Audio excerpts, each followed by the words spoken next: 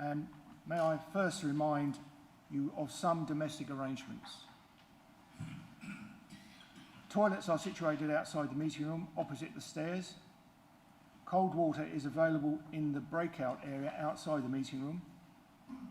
If the fire alarm should sound, please leave the meeting room by following the fire exit signs and meet on the Ipswich Town Football Club training pitch. Do not re-enter the building until you are told it is safe to do so. Also, please switch off all mobile phones or turn them to silent. Thank you. I would like to remind everyone present that this meeting will be broadcast live to the internet and will be capable of repeated viewing. The whole of the meeting will be filmed except where there are confidential or exempt items. If you make a representation to the meeting, you will be deemed by the Council to have consented to being filmed. By entering this meeting, you are also consenting to being filmed by the Council and to the possible use of those images and sound recordings for webcasting and or training purposes. Council members of the public and the press may record, film, photograph or broadcast this meeting when the public and the press are not lawfully excluded. We have a very full agenda of business to consider this evening, and we must leave the premises before 10 p.m. Therefore, I ask all councillors to ensure that their questions and debate are brief and to the point, and not repeat of others' questions or comments. To ensure that we get through all the items on the agenda, I will allow a maximum of 45 minutes for questions and debate on each substantive motion item, whilst at the same time ensuring that the debate is fair and not curtailed. It is my intention to take a 10-minute break at an appropriate point near to 7:30. Can I ask councillors to ensure that they all return to the chamber properly thereafter? Can I also remind all councillors to speak directly into their microphones and avoiding putting any papers in front of them? And I also, for this meeting, will ask members that they may sit when addressing the chair. Okay, thank you. Chairman to say, can I move to the agenda, please? Item 1, apologies for absence. Thank you, Chair. I have received apologies from Councillor Dawson, Councillor Gould, Councillor Grandon, Councillor Holt, Councillor Newman and Councillor McLaren. Thank you. Item 2, declarations of interest by councillors. Are there any declarations of interest? No? Okay. I shall now go to item 3, BC 21/11, to confirm the minutes of the meeting held on 29th of July 2021 for accuracy only. Are there any issues with accuracy? No. Could I then have a proposer, please? Thank you, Margaret Maybury, Councillor Maybury. And could I have a seconder, please? Thank you, Mick Fraser. Councillor Mick Fraser. Thank you. I will now ask the Corporate Manager, Governance and Civic Office to conduct the vote. Thank you, Chair. Councillors, I intend to take this by consensus vote, so please can you raise your hands if you agree to the minutes. Thank you. Thank you, Chair. That is carried. Thank you. BC 21/12, announcements from the Chairman and Leader. I refer to paper BC 21/12 for noting. Thank you. I have already put my civic duties there. Councillor Ward, do you have anything to report? Thank you, Chair. Yes, just a few items. Well, everyone, we are finally back home at last for tonight's meeting. We do still have some guidelines in place so that everyone can feel safe, but it does mark another point on a steady return to normal.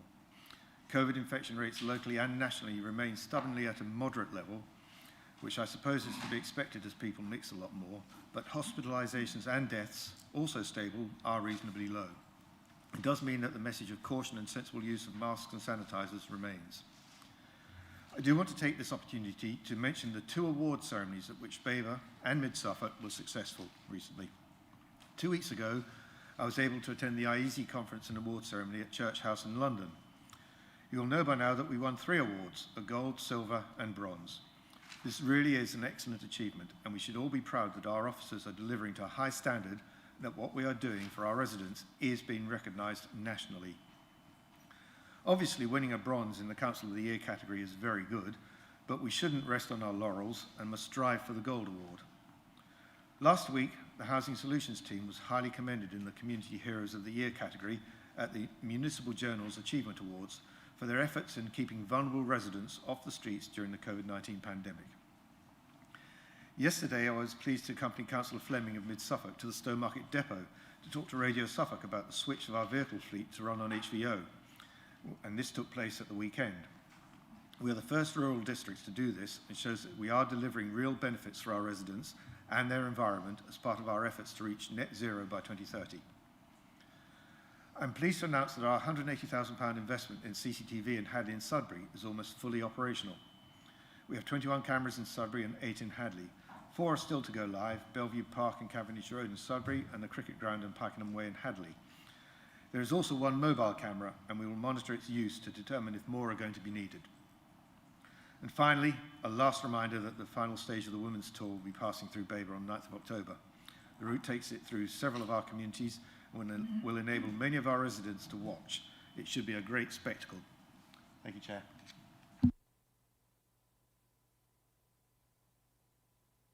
Okay, clarification, please. No? Okay, thank you. None received.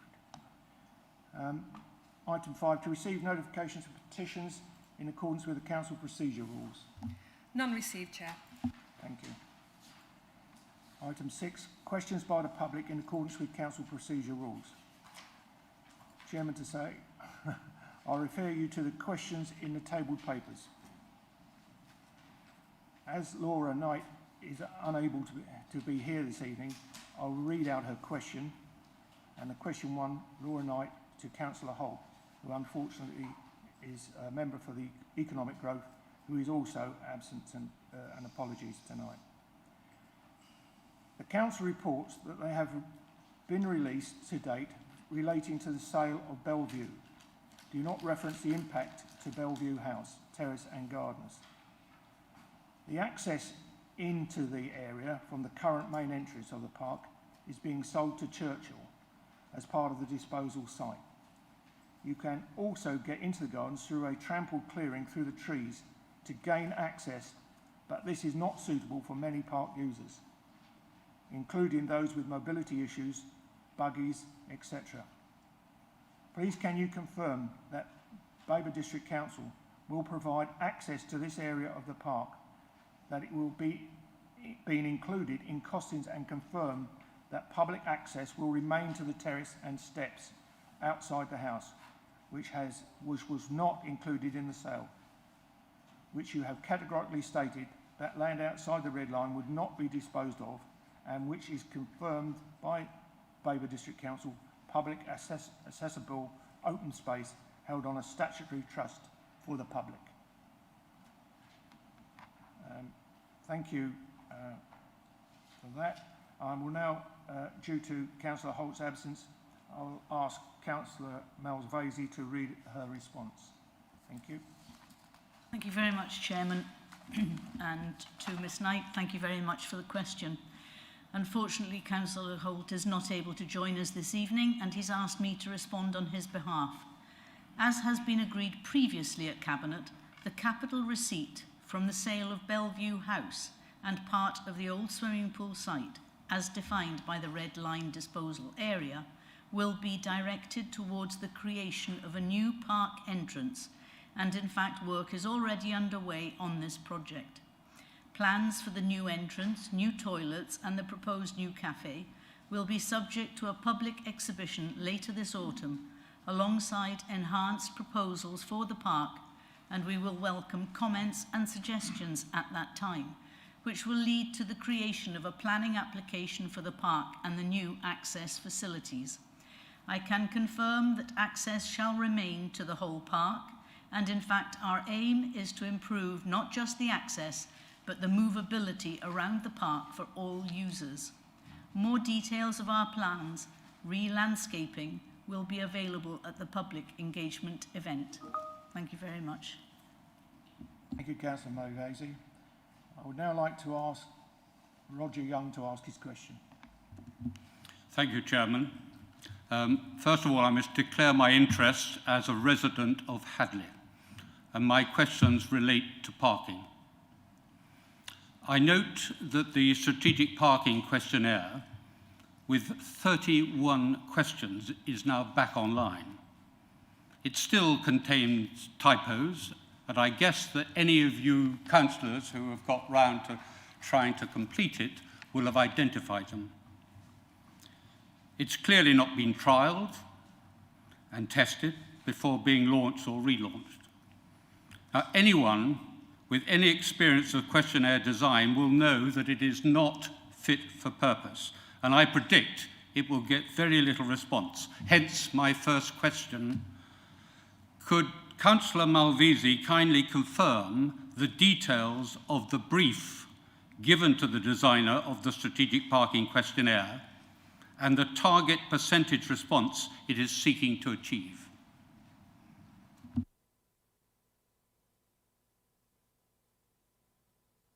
Councillor Mulvey. Yeah.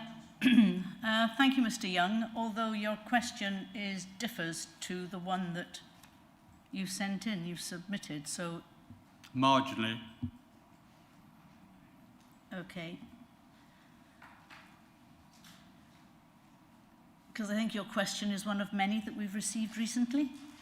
However, Babergh is keen to develop a parking strategy that provides a comprehensive route map with regard to the long-term approach to the provision of parking across the district.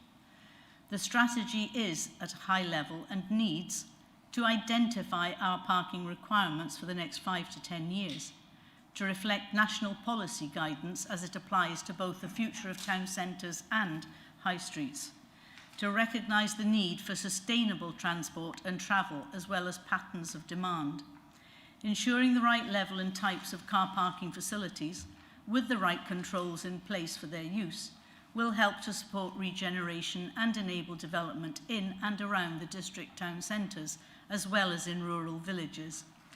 It is important to ensure that shoppers, tourists, visitors, residents, workers and commuters have access to sufficient, good quality, safe, welcome parking opportunities. More specifically, the parking strategy needs to provide a set of detailed recommendations as to the nature of future parking provision, serving both town centres and rural villages, and how they will function operationally. The parking strategy is building on work previously undertaken in the form of the Joint Area Parking Management Plan and the subsequent Babergh Car Parking Study Report, which highlighted the increased need for a parking strategy for the medium to long term. The strategy comprises of 3 stages, as was published in the timetable and agreed by Cabinet on the 2nd of August 2021, paper BCA/21/16. Stage 1 is the investigation and data collection. This includes our parking strategy survey, which launched on the 31st of August for a period of 4 weeks, but has since been extended. The purpose of the survey is to give everyone the opportunity to have their say, give their views, thoughts, etc. on what parking issues are important to them. Alongside the survey will be virtual workshops for targeted stakeholders. Again, an opportunity to tell us what's wrong and give their views. Stage 2 is the creation of the strategy. This is expected by the end of April 2022. This stage will allow for further opportunity for consultation with stakeholders. Stage 3, the governance process, has an expected completion date of September 2022. In summary, the consultation currently underway is there to collect your views on how parking, both on street and off street, is affecting you right now. It is about the places you use already, what works, what doesn't. These are spaces that you know well and will have experience of that when we would like to hear about it. We will use all that narrative along with that which exists regarding future housing and capacity, as well as existing traffic regulation orders. And all this will assist us to draft a parking strategy.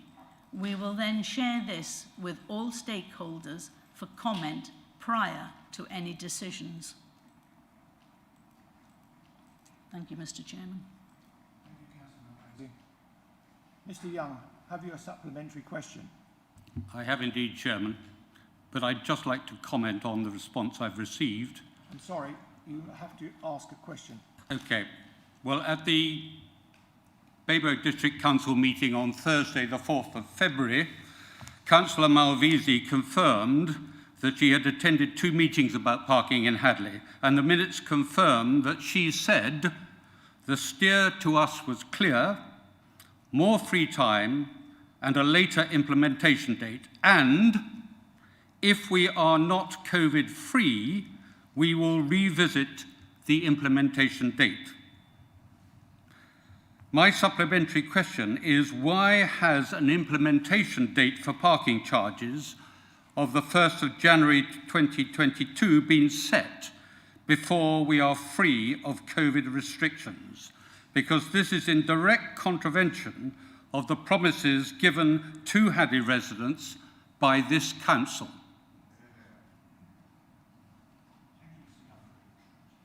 Would you like to respond?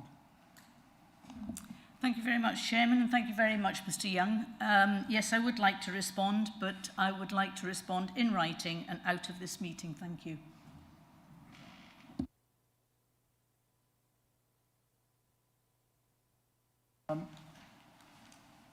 The next question was from Councillor Dawson, but her question has been withdrawn. We can now move to the next item. Oh, sorry, wrong one. Yeah, sorry. Yeah, sorry, I've jumped it a bit. Item 7, questions by councillors in accordance with council procedure rules. I refer to the questions in the table papers, and I would like to invite Councillor Beer to ask his question. Thank you, Mr. Chairman. How could you forget me? Right. At the February 2021 full council budget meeting, we approved the maximum increase in council tax and increased car parking charges to be applied in our own Babergh car parks. The reasons stated that at the time we were due to the forecast budget position that a £1.8 million deficit was going to occur. This was presented at many workshops and by finance officers and cabinet member for finance. To help balance this position, we were given several options. To introduce the full allowed council tax increase, which we did, introduce car parking charges, and close the Sudbury Advice Centre.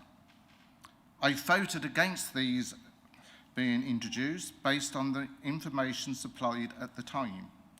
We now have the final 2020-21 financial outturn figures, which show a rather different position. We now have a surplus of £725,000. So, Mr. Chairman, in the light of this information, will the Cabinet withdraw the introduction of any car parking charges?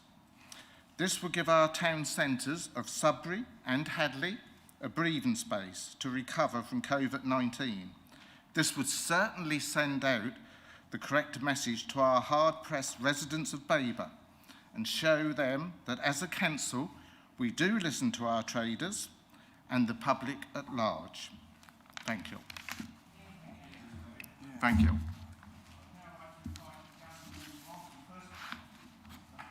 Councillor Malvesi to respond to the second part. Thank you, Chairman. Thank you, Councillor Beer. Thank you for your question. Before handing over to Councillor Malvesi to answer the specific matter of our car park tariffs, I would like to correct a couple of misconceptions in your question. Firstly, I'd like to point out that we provide an access point, not an advice centre. We've never run an advice centre in any of our face-to-face locations. This may seem like a pedantic comment, but it is important as it gets to the nub of some of the criticism of the decision to move it. And I want to provide a further clarification and say that we have moved it, not closed it. It is still very much open and successfully serving our residents. Part of the reason for the move was that it would give us savings, but it needs to be understood also that the contract was due to expire in March, and we took the opportunity to design a more appropriate service aligned with our customer strategy and the changing way our residents interact with the council. Secondly, I did report when I presented the budget that we were forecasting a cumulative 3-year deficit of £1.7 million. This still stands, and I don't expect it will improve in the foreseeable future.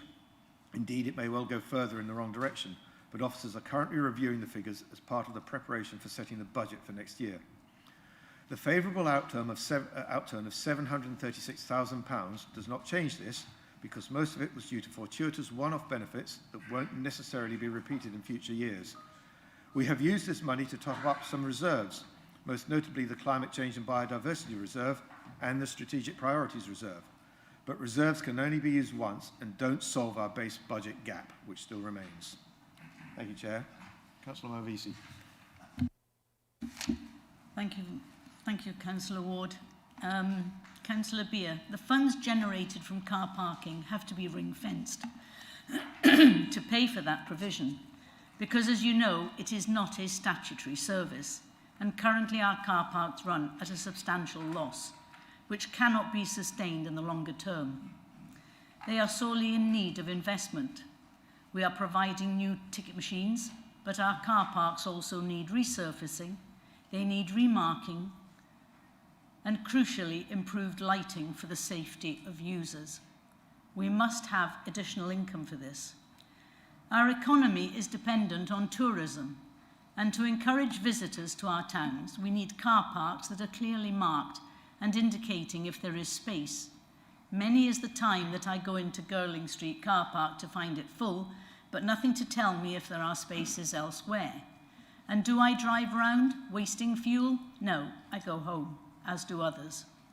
As I've mentioned earlier, and as you very well know, provision of parking is not a statutory responsibility, and currently it is a drain on council tax, which only forms 29% of our income, and business rates, which is 16% of income, both of which must fund our statutory services.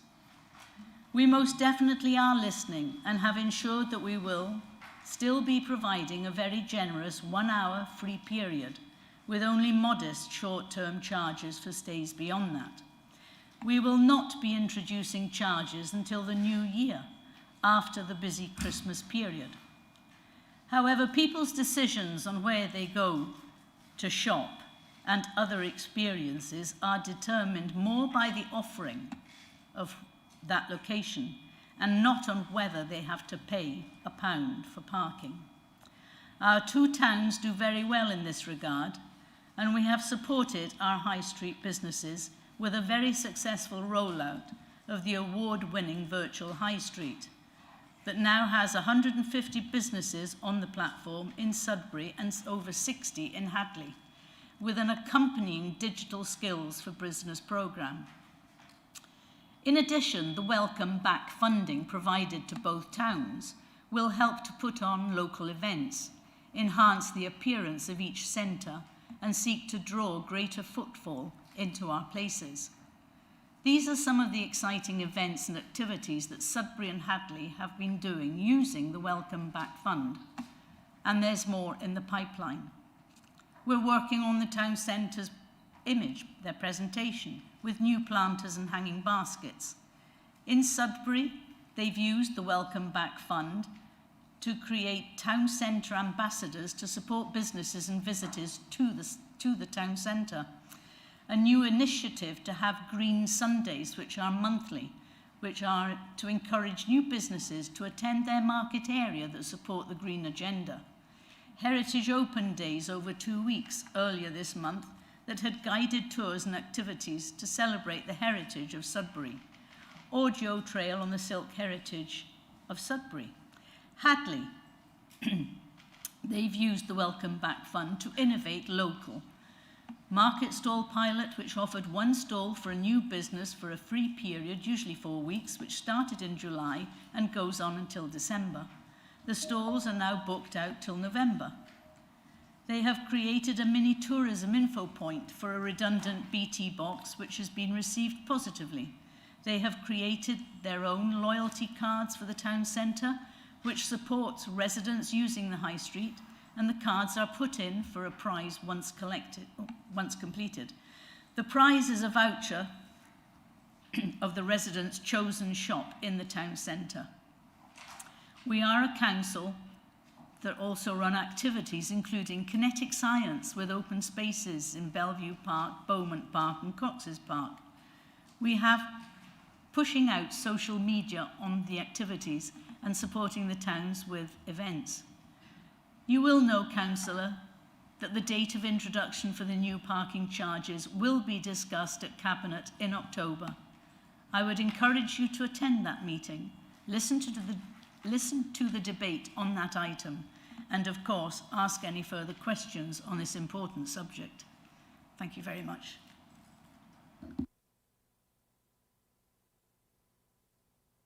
Councillor Beer, have your supplementary question. Yes, Mr. Chairman, thank you. So, from the answer from the leader and the cabinet member, you have decided not to return the 725,000 surplus to the taxpayer and residents of Babergh District Council. But now instead, will you be using this amount of money to help pay for the proposed massive wage increases to our senior officers? So, is it more money for senior officers and more taxes for Babergh residents? Thank you.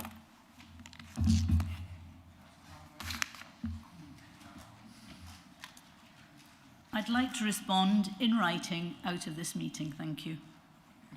Thank you. Thank you. I'd now like to invite Councillor Jameson to ask his question. Thank you, Chair. Councillor Malvesi are very busy tonight. Although we're fairly lucky in this country so far, the extremes of weather experienced globally this summer give increased evidence that climate change is happening now. As this is our last council meeting before COP26, will the Member for Environment advise us and concerned Babergh residents if the council are doing anything to encourage a favourable outcome at the conference? I realise we're but a small pebble on this large beach, but a letter to the government would be the very least we could do. Thank you very much, Councillor Jameson. What we have been doing is to encourage a favourable outcome. Sorry, I'm a bit dry. I should have brought some water in. As you know, Babergh committed to tackling the very real issues relating to climate change and biodiversity early on in its tenure. We are just over midway through our term, and your question has very kindly enabled me to bring Council up to date on what we've been doing to move the district to a better natural environment all round that is of benefit to all who live and work in the district. Now, just in case, because there are people who don't believe that climate change is real, it is real. And the damage that we've done on the natural world on which we depend for our own survival is why we need plans. But our plans touch on a myriad of initiatives, some of which are wholly environmental, but many impinge on other portfolios. For example, the Wellbeing portfolio of Councillor Davis only covers part. Environment covers the natural, external environment. We've switched the fuel used in our waste freighters from diesel to HVO, a certificated fuel made from recycled used vegetable oil, and none of it is grown in fields to be processed. In doing this, Babergh is one of the first local authorities to so do, demonstrating yet again that we are leading, not following. This will immediately reduce the fleet carbon emissions by 90%, and the council's overall emissions will be reduced by 25%. This, fellow councillors, is a big step forward, and as we move forward, we shall move the rest of the fleet to either HVO or electric vehicles. We've started work on improving our planning design guide and are working very closely with Babergh Planning Department and developers to build back better and greener in line with government policy. As an example, in my home village of Long Melford, we've successfully negotiated with Bloors to have an area as a wildlife flower meadow running parallel beside the Melford Walk. Thank you. Excuse me. In a couple of years, this will have had a major benefit to the local nature reserve. The developers are also installing swift boxes, creating hedgehog runs, bat boxes, which are being made by the local scouts, and it's a way of engaging the community. They're also installing water butts in every property, so that water consumption on the garden will actually be rainwater as opposed to tap. We've won funding to put a solar carport into the car park at Kingfisher with multiple electric vehicle charging points. And given that we live in a very sunny part of the country, we will be storing the unused electricity generated by the solar panels for onward utilisation. I think the planning application is currently going through. We're introducing new technology into the Kingfisher Centre to reduce their energy and water usage by recycling the warm water in the pool through what's called a backwash filtration system. Very soon we shall see the conclusion of a mapping exercise that's been conducted in conjunction with Suffolk Wildlife Trust. When completed, we as a county as well as a district will be able to see what nature reserves we have in relation to each other and how they can be linked to provide a wildlife highway nature route.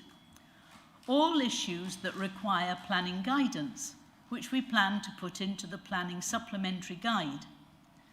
Furthermore, by using satellite technology, we've been able to identify what sort of tree canopy exists in our district and what types of trees exist within it. This means that we will be better placed to plant the right tree in the right place. We're rolling out a free tree and hedge offer to parishes, which has created a lot of interest. However, in Babergh, we are short of our own land supply to be able to create community woodlands, but we are working on it. I think it's very important to note also that all the trees and hedges will be locally sourced. We will not import Dutch elm. We need a lot of trees and hedging, which in turn will provide local employment. Towards the end of this year, beginning of next, we're rolling out the wildflower meadow verges. And there is more, but the important thing to remember is that we are on track to achieve our carbon reduction plan and our biodiversity action plan. COP26 is the 26th Climate Change Conference, and I expect to see from central government clear actions and further support on how we can accelerate towards our climate change and biodiversity actions. We will be listening closely and will be sharing highlights of the conference throughout. My advice to residents on how they can influence the outcomes of the conference is to get involved. The COP26 conference website has a page on how to be involved, but you can do more than that. You can make changes at home right now, and those are the things that will make the real difference. Decide to cut down on single-use plastic. Try not to waste water. Cut down on car use. Only buy the food you need. Switch to buying from environmentally friendly companies. Switch to green tariffs. These are the things that will really make a difference if each and every one of us committed to them. Sadly, some are not, but I believe most are. Thank you very much, Chairman. A very concise response. Thank you.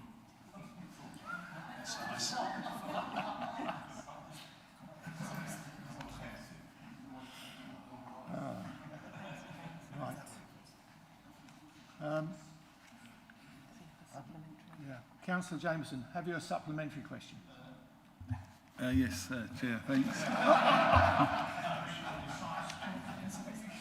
Just a quick one, yeah. Now I've lost my track now. The environmental task force that was set up as part of the climate emergency motion that you yourself delivered was focused very much on getting the council to carbon zero by 2030. Can we now widen the remit of that environmental task force to look to see what we can do to help the district as a whole get to carbon zero by 2030?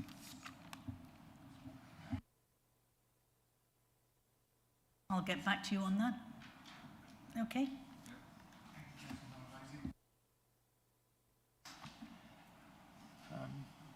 Obviously, I've got a bit ahead of myself, but Councillor Dawson has withdrawn her question, so we can now move to the next item.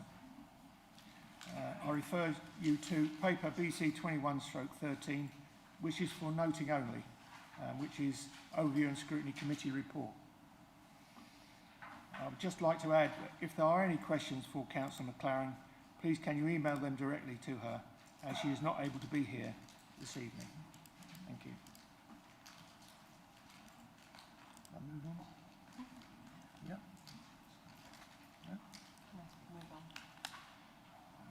Item 9, recommendations from Cabinet stroke committees. Item 9A, BC 2114, Annual Treasury Management Report 2021. Chairman, I would now like to invite Councillor Hurren to introduce paper BC 2114 and to move the recommendations in the report. Thank you, Councillor Hurren. Thank you very much, Mr. Chairman. I almost stood up then and then remembered I didn't need to. It's my pleasure to present this report, which is an overview of what we have and now are dealing with. The Treasury Management 2020-21 Outturn Report was discussed at Joint Audit and Standards Committee on the 26th of July.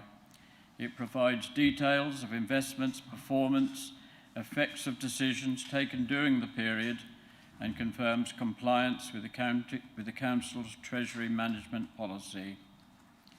The coronavirus pandemic and the impacts of a global lockdown dominated 2021.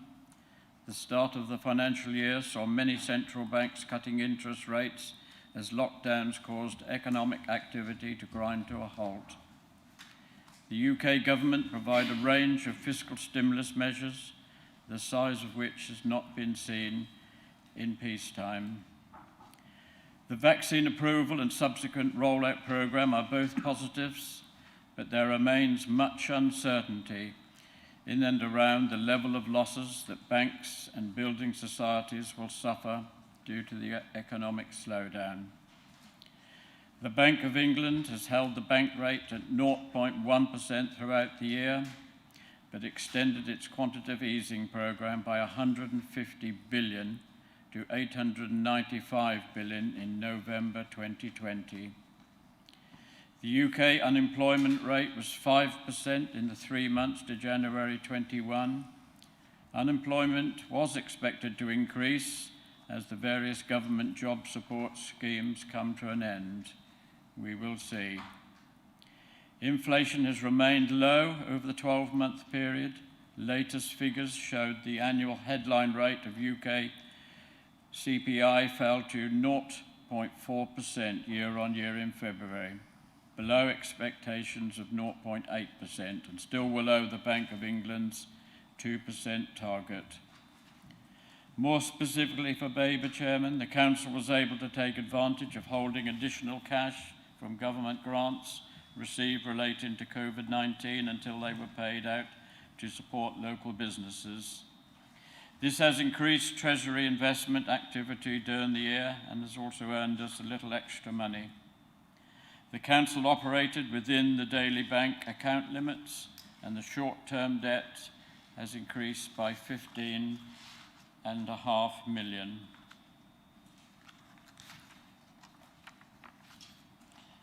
I think that should be thousands, actually. Maybe that be confirmed later. The Council lent a further 19.3 million to Cifco Limited. All investment activities undertaken were in accordance with the approved counterparty list. The Council's investment activities, including average returns, can be found at Appendix C of the report before you. The investment in Fund and Circle has reduced by 48,000 as unallocated funds have been reclaimed and existing loans repaid, leaving the balance on the 31st of March as 166,000. The Council has been compliant with the upper limits for interest rate exposure. The investment activity undertaken for the year was done so in priority order of security and liquidity over yield as prescribed in the Treasury Management Strategy. If you have any questions, I will be happy to answer what I can, what I'm able. If it's a bit too complicated for me, I may need to phone a friend, or even two friends, as I see now. So as a team, we should be able to cover everything, Chairman. I'm happy. This is the sum of a lot of work. I've tried to just set the scene, and the detail, as always, is in the paper. But it is a result of a lot of work, very careful management. It's a bit foreign to me. I normally do other things. I'm not that good with other people's money, quite good with my own, but it is a true reflection of what has happened. And I think as we enter more and more stormy waters, as we are now going to, the Audit Committee will come into its own. Thank you. I'm happy to propose this for noting and look for a seconder, Chairman. Thank you. Could I have a seconder, please? Thank you. Thank you. We'll now move to questions. Councillors may ask as many questions as they wish. However, they must be relevant to the subject under discussion and must be a question. Anybody? Question? Councillor Busby. Yeah, I'll kick one off. I noticed in the general fund, the borrowing requirement has increased from 50.7 million to 71.3. That's a 20.6 million increase. That seems an awful lot in 1 year. I wonder if somebody could tell us what the reason for that is, please. I think I may need to call in Rebecca or Catherine probably for that one, please. I know the figures, but not the reason. So the most significant increase for last year was in relation to the finalisation of the Cifco purchases. Obviously, we were borrowing to complete the 50 million purchases during last year. Thank you. Of course, I knew that really. It was just testing the rest of you. Thank you, Councillor Busby. Any other questions, please? May I just apologise to Councillor Plum for not giving his name as the seconder. Sorry, Councillor. Any other questions? Councillor Ward. In this report, we show the separation of the capital financing requirement between general fund and HRA, but when we look at the net borrowing and also the total borrowing and the debt, we don't separate that out between the general fund and HRA. Is it possible to do that, please?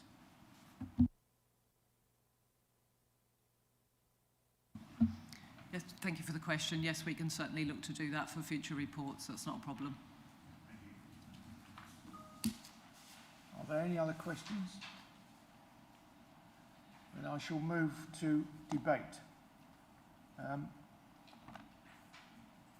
Councillors will not be allowed to speak, will only be allowed to speak once and for 3 minutes, and this will be timed. Thank you. Anybody wish to start the debate?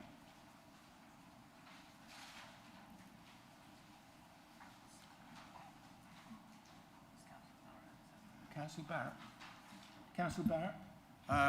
I'd like to go to recommendation, please.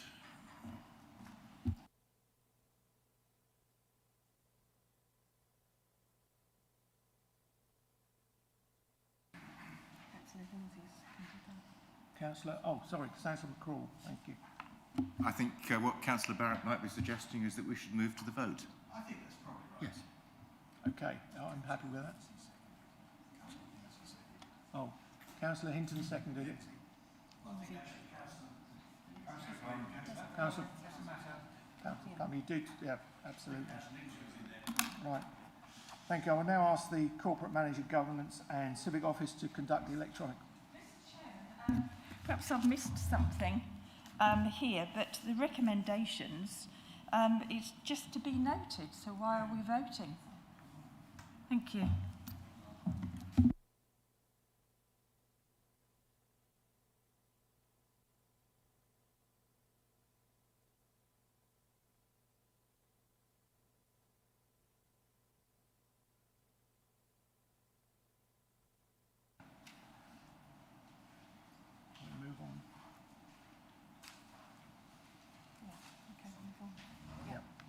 Yeah, apologise, that is for noting. Thank you, Councillor Maybury.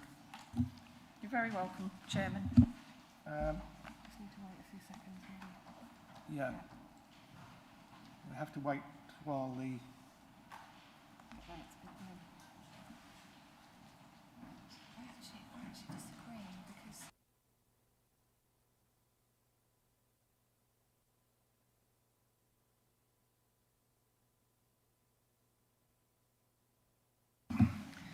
Chairman, I'm sorry to interrupt the meeting and to take members back to the item.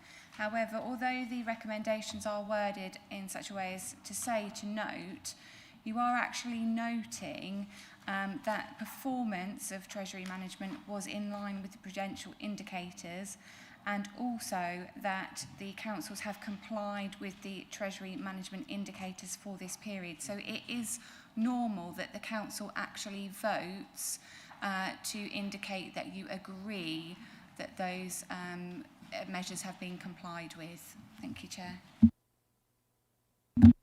Mr. Chairman, yeah, in that case, why do we need to vote if we vote against it, we're not actually saying anything? So you can only vote yes for this anyway, so why do we need to have a vote? Chairman, a vote against the recommendations would suggest that the council doesn't think that performance has been in line with the prudential indicators, and that the council doesn't think that you have complied with the Treasury Management indicators. So actually, it is possible to vote either way. It's not a yes or nothing vote. Thank you, Emily. So I will now ask the Corporate Manager, Governance and Civic Office to conduct the electronic vote, please. Thank you, Chair. Councillors, can you open the vote in the modern.gov app by clicking the plus sign in the top right hand of the agenda screen and selecting attendance and voting. In the voting for this item, it will now show in blue. Please click on that blue line to open the vote. Thank you.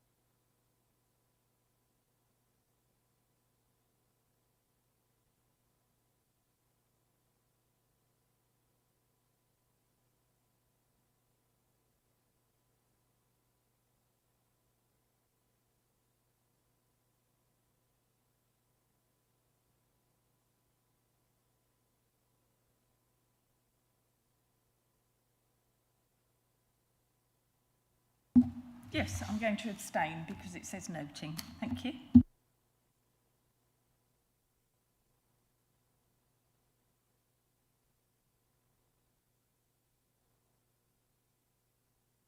Item 10, which is BC 21/15, Capital Investment Fund Company, Cifco Capital Limited, Business Trading and Performance Report 2021, Part 1.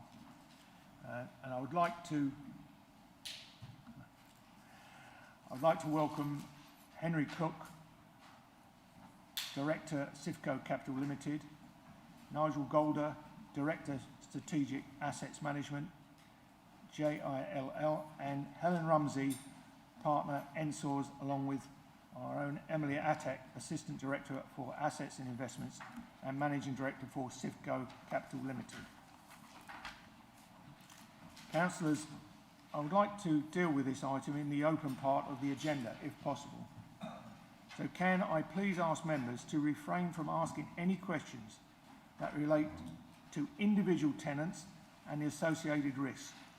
If you wish to ask questions on these details, please can you indicate, and we will move into closed session at that point before returning to open session to vote on the recommendations in the report.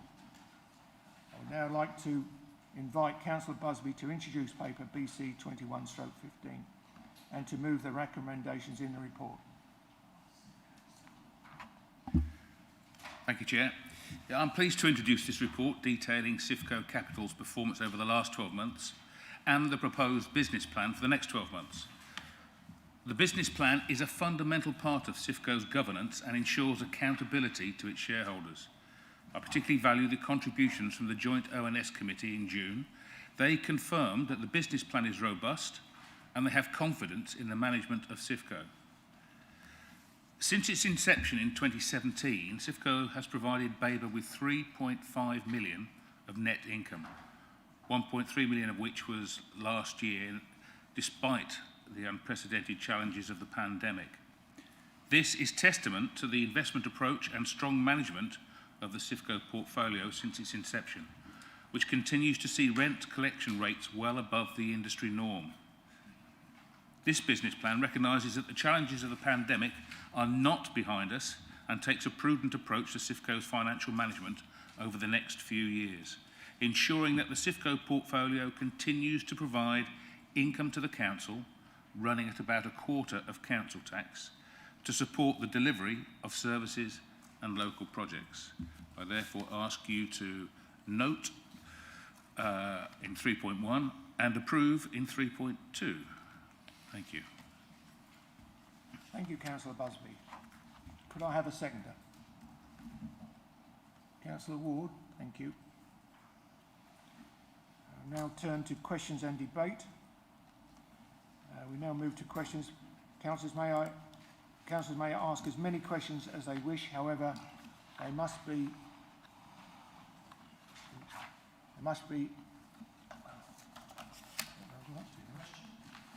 there must be a question, relevant to this subject under discussion, and must be a question.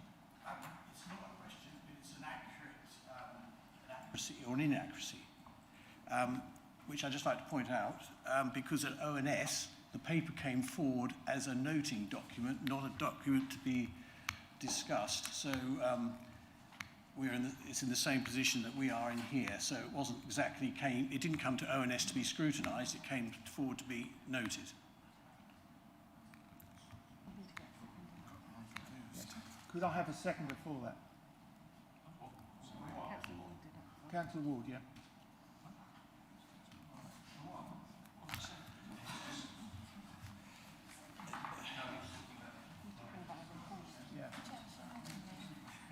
Yeah, sorry, Emily, please could you clarify? Thank you, Chair. I think Councillor Barrett's point is in regards to the recommendation that is included in the report that's presented to scrutiny, which is normally worded in such a way as to note or to be non-suggestive, because of course the process of scrutiny generates the recommendations.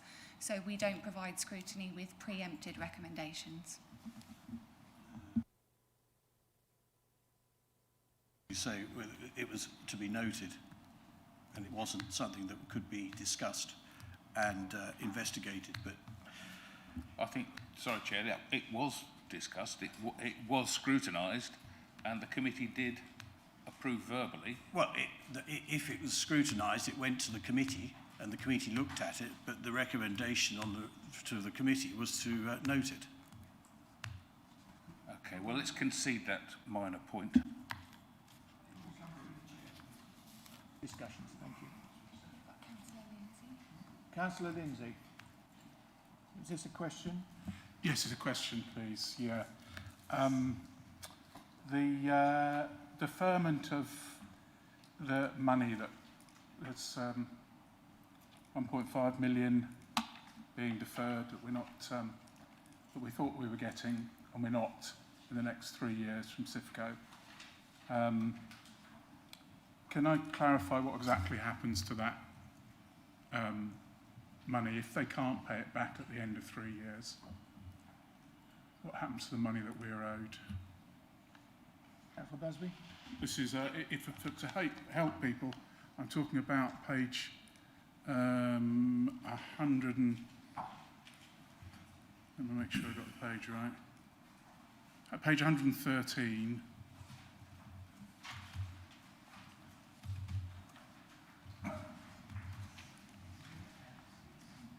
And I think it's item 12.7. Yeah, I mean, item 12.7 on page 112. Beg your pardon. Is in the confidential papers, but I mean, I can give you the intention is for Cifco to pay the full amount each quarter and each month, and it continues to do that at the moment. All we've done here is to suggest that, or take a precaution, in case, because of the economic situation, we can't do that. What happens is that the money will continue to accrue to the council, and you will incur or Cifco will incur interest payments on that as and when it can pay it. So at the end of the 3 years, if it's still not paid the full amount, then the interest will continue, and the council will get its money. Are you happy with that, Emily? Good evening. Perhaps I could just clarify. So what has been agreed in terms of the proposals is that the deferred income will be paid back at the end of that 3-year period. In the event that Cifco aren't in a position to make that full payment at the end of the 3-year period, then that amount will be added to the existing loan, so will be repaid over the longer term of the loan agreements. But as Councillor Busby has said, there will be additional interest that accrues as a consequence.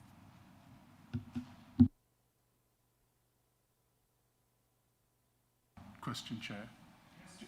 So the interest isn't being paid now. The extra interest, that's all accruing. We hope, but we'll get it back at the end of 3 years. Is that right? And if we don't, there's no guarantee we will. If we don't, that will be added on to the loan we've already given Cifco. So how much is the loan we've already given them, and when is that due to be repaid? So the loan repayments are scheduled in the report. It's in the appendices of the business plan, so it shows the repayments that are proposed. The loans for each acquisitions were for a 50-year term.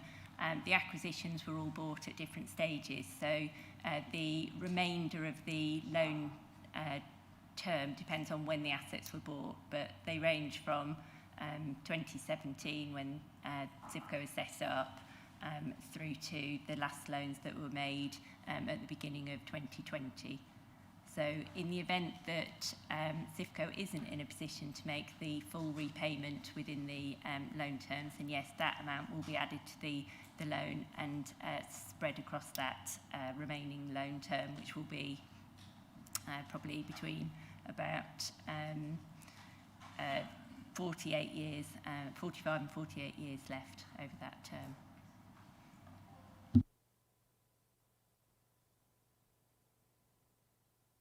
Thank you, Mr. Chairman. I'll sit this time. Can you just confirm whether this will be compound interest, please? And I'm speaking to our officer here, Emily Attack. Thank you.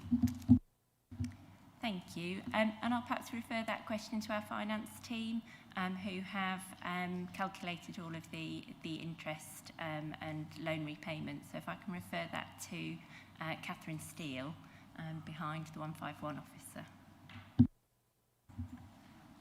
Thank you.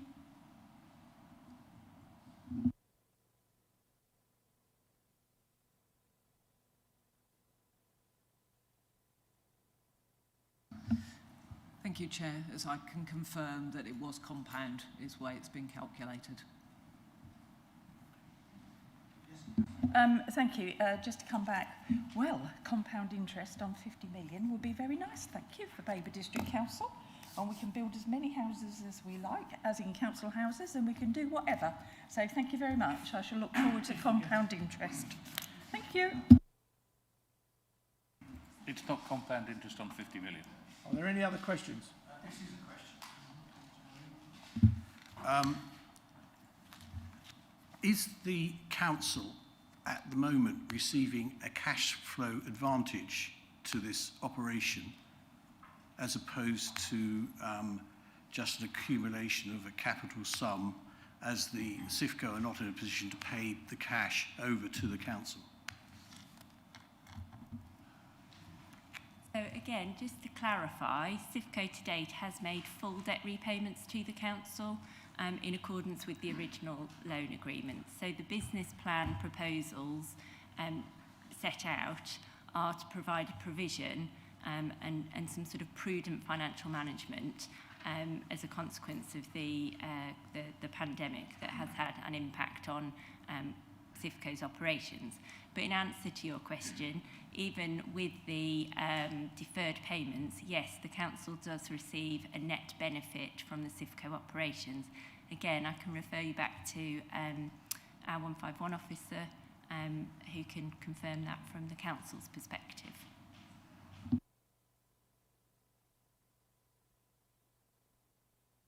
Any other questions?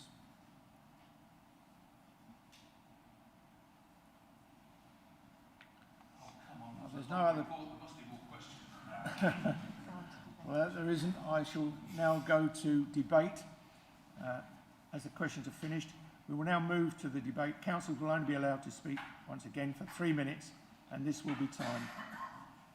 Thank you. Who wants to start a debate? Councillor Lindsay. Just to say, I think I'll probably be voting against this, just because I don't really agree with the business plan that seems to be dependent on us deferring a loan for however long they want us to defer it for the amount that's convenient for Cifco, with no guarantee that we'll get it back. So.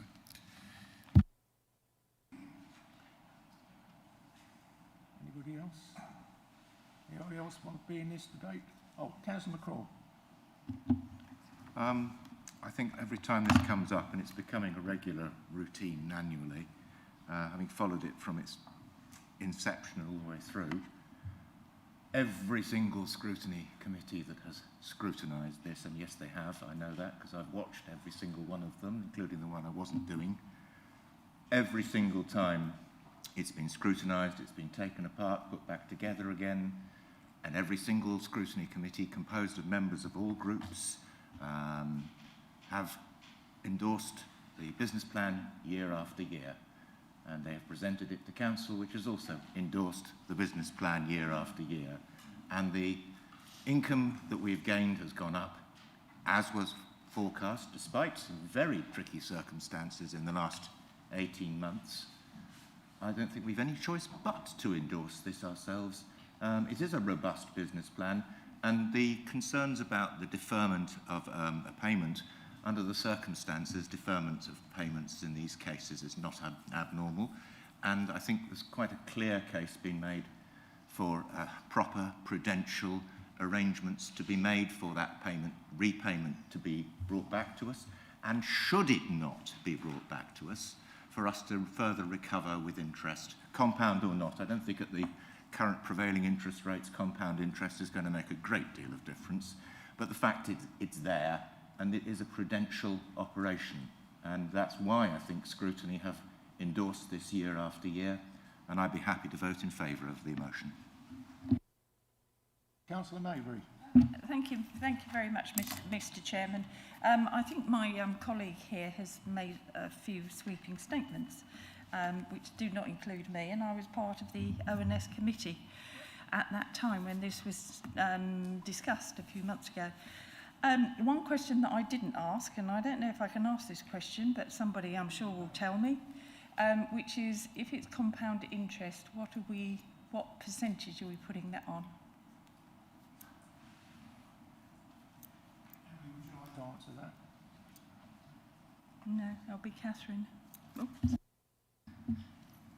Yep, 2% is the figure that's been used. Thank you. Yeah, thanks, Chairman. I'm echoing Councillor McCraw's comments. The fact is, Cifco is providing us with regular guaranteed income. The amounts are in section 12 of the report and elsewhere. But you've got to remember that we are increasingly dependent on this money. Our investments, which Cifco are probably 4/5 of our investments in total, now account for 14% of the council's income. This is regular income that we are using to provide services to our residents. It's making up for the loss in government support. We don't get the revenue support grant anymore. We are increasingly having to stand on our own feet in order to provide services to our residents. Council tax and business rates, as you heard from Councillor Malvisi earlier on, in total come to less than 50%, about 45% of our income. Investment income is necessary. Sales fees and charges income is also necessary. These are the facts of council finances.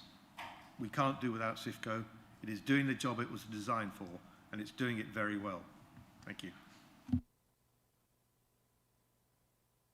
Councillor Jameson. Thank you, Chair. It worries me that we are deferring repayments after only 2 years of this investment. Yet we've got 50. This investment is for 50 years before we get our money back, and we're already deferring repayments. Can I come in, Chair? We're not deferring payments yet. So far, all monies that have been due have been paid. It's only a precaution. We hope that we don't have to defer it, but there may be an occasion arises. This business plan, the money has already been invested in Cifco. This business plan is about good management. You can't vote against a company doing good management, which is what this is about. It's about managing the portfolio. It's about managing the clients. It's about working with the clients. It's about sustainability. It's about debt collection. That's what this business plan's about, because we've invested everything. Vote against it and you're saying, well, we don't want the company to operate on it with good management. I mean, it's ridiculous. Thank you. Thank you, Councillor Busby. Is everybody finished with debate? Councillor Barrett? I mean, I agree with Councillor Busby. It might be a very good business plan, but if the business model is not sustainable, then however well it's managed, it's not sustainable and it will go down the Swanee. Because eventually you will actually have a day of reckoning where you have to realise your reduction in your asset base, because you will end up having to sell it. So yes, it might be extremely well managed, but basically if the business model is not good, it still doesn't work, which is, you know, a counter-argument, I think, and a cautious one. But yes, we're not disputing that our officers are very capable and our board is very capable. But if the actual model is not a sustainable model, it doesn't matter how good you are managed, you cannot, with the market going down as it is and your asset base going down, you will eventually have to realise those losses, which will come back to the shareholder, which will come back to the district council. Just a warning. But it's rather a gloomy prediction of the future. Well, you're already showing a 4 million loss. Can you let Councillor Busby finish? Thank you. The market experts, people who understand this far more than you or I, anticipate that we will be back up to full value of the portfolio within 10 years. Thank you, Councillor Busby. Is there any other further thing of full debate? I shall go. Councillor Busby, do you wish to add anything? other than what you said? Okay, thank you. Thank you, Councillor Busby. I will now ask Corporate Manager Governance and Civic Office to conduct the electronic vote. Thank you. Thank you, Chair. Councillors, if you go to a modern.gov app and open the voting, it will now showing blue for you to cast your vote. Thank you.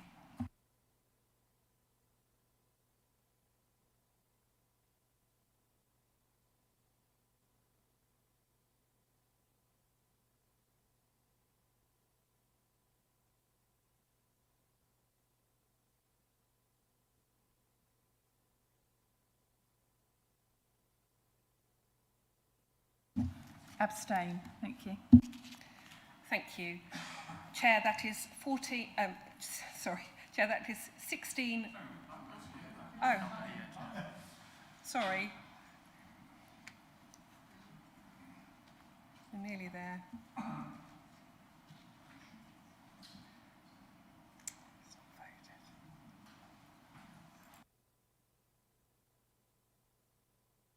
Now, we are now there, Chair. So it's 18 for, 4 against and 3 abstentions. So, Chair, that... And 4 abstentions, adding Councillor Maybury's into that, sorry. Thank you. That is carried then. Don't need to go an exclusion, do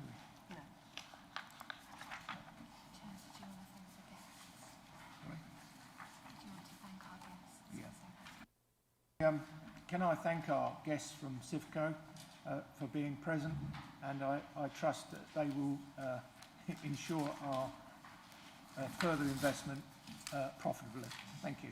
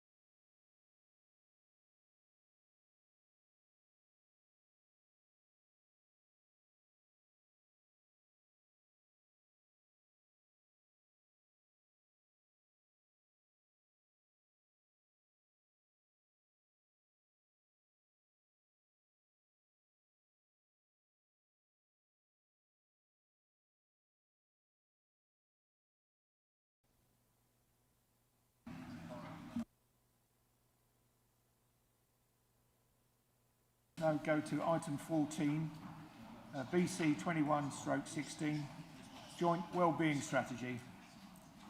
And I would like to invite Councillor Davis to introduce paper BC 21/16 and to move the recommendations in the report. Thank you, Councillor Davis. Thank you. I'm delighted to present the very first Babergh Wellbeing Strategy this evening and will be as concise as possible. This is a high-level document developed by you as members, council officers, key partners such as the CCGs, public health, and other key community stakeholders.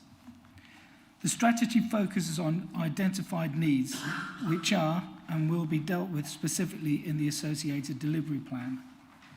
The well-being of our residents in Babergh is probably the most important aspect of our roles as district councillors, as everything we do and the decisions we make have an impact on health and well-being. The vision for this strategy will mean residents will have the best possible conditions for good well-being and have lives that are healthy, happy and rewarding. Developing a well-being strategy has enabled the council to set out its strategic vision and approach to support the well-being priorities of its local communities. Understanding our well-being priorities will also enable us to make most effective use of our resources. Addressing the well-being of our communities has rarely been more important than at present as we live in the shadow of a global pandemic. Well-being, put simply, is about how we're doing as individuals, within communities and the society. It provides a holistic view of people's lives, taking in not just health, but our opportunities, engagement and success in other areas of life, including social, civic, economic and the built and natural environment. It is well recognised that the broader determinants of health are particularly important in ensuring healthy and a happy population. And there are also types of well-being issues over which the councils have some control and influence. For example, stimulating our local economy, managing our environment, developing and managing our homes, or providing leisure facilities. The strategy, therefore, does not duplicate the well-being impacts already contained with our economy, housing, environment, and community strategies. There are other strategies. These other strategies will, however, be reviewed to ensure well-being outcomes are being optimised through those strategies, and performance in relation to those aspects will be included when we are reporting on our performance in respect of well-being. The strategy cites the 10 measures of national well-being developed by the ONS, Office for National Statistics, which organises nationally surveyed and gathered data into different areas of life affecting well-being.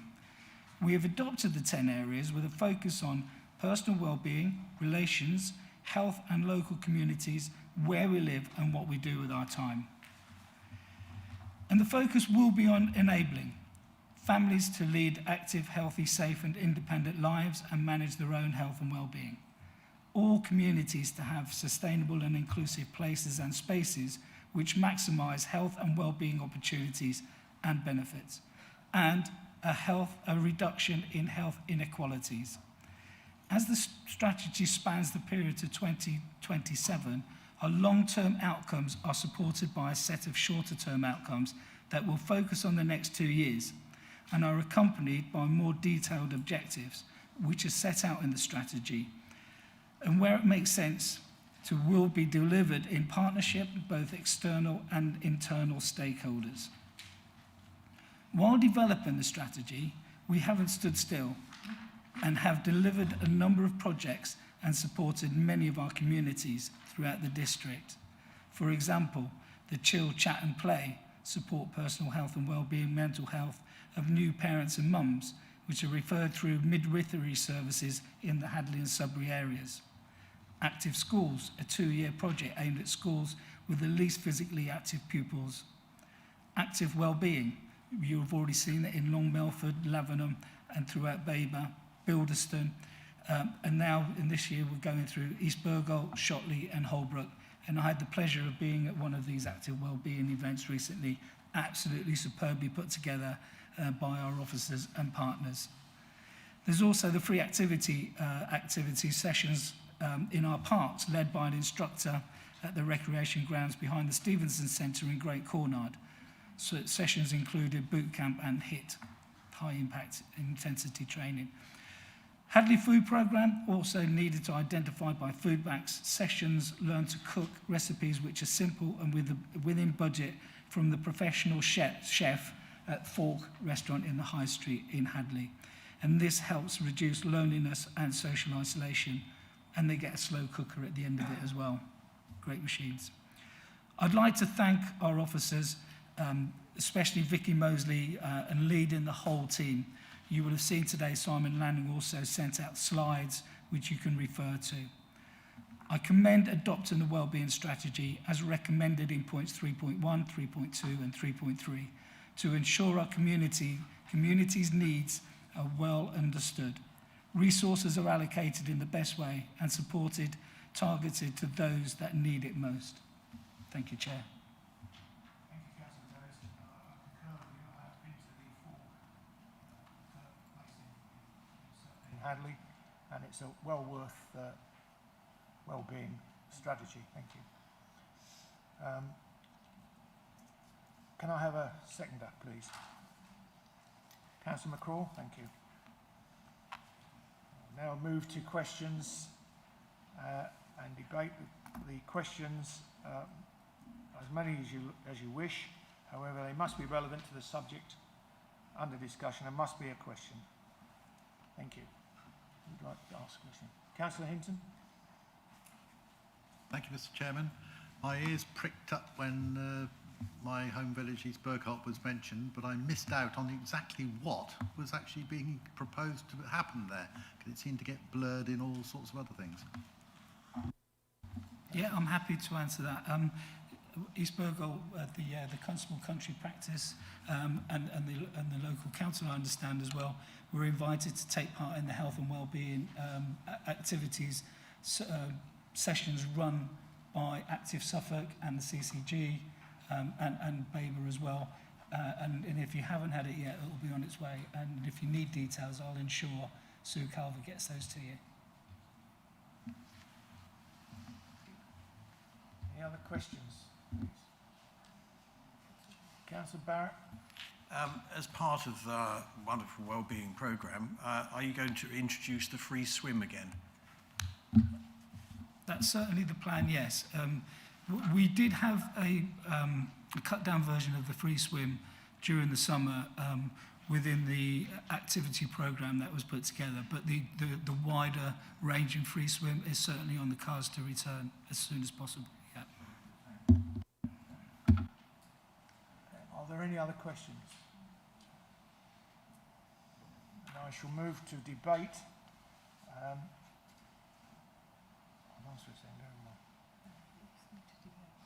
You will have 3 minutes, each council will have 3 minutes to debate this, and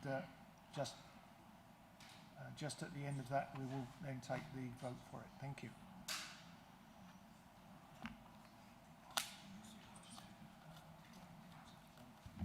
Can we move to a vote, please, Chair? Councillor Busby. Thank you, Chair. Yes, it's an interesting paper and a very ambitious strategy. And I think it's almost too ambitious. That's my concern. I think there are many things in there that we can't control, unfortunately. Many things that we would like to control, but we can't. So I almost have a horrible feeling that we're kind of setting ourselves up to fail. But the journey is a good one. Yeah, thank you. It's a good point, and that's why we're working very closely with various partners. As I mentioned in there, the CCG, Public Health Service, other key holders. We can't do this by ourselves, but we have a wonderful communities team, as you know, and they liaise very well with these, and so that's why we're able to put together such an ambitious strategy that will benefit all the Babergh residents. Councillor Maybury, would you like to ask your question? Mr. Chairman, I think my colleague, Councillor Lindsay, was first. No, I thought there were no debate points, so I was asking to move to a vote, but I'm happy to. Debate. Oh, it's debate, yes. Sorry, Councillor Hurren.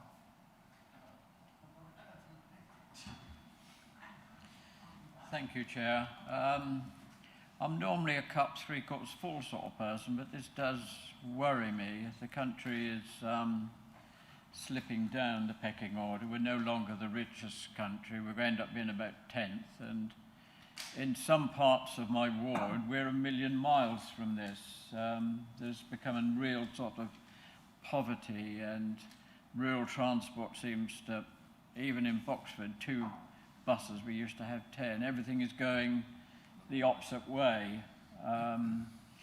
You know, I can point to places where there's no help at all, and this is wonderful, but we need to get the basics, help to people first. I think this is sort of all apple pie and very nice, but we're moving further away from it. And while ambition is good, we need to have realism as well.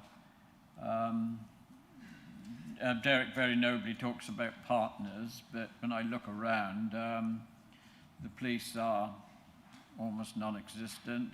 The county council can't seem to manage a rice pudding. Looking at all the signs, everything is total deprivation. It's going in the wrong way.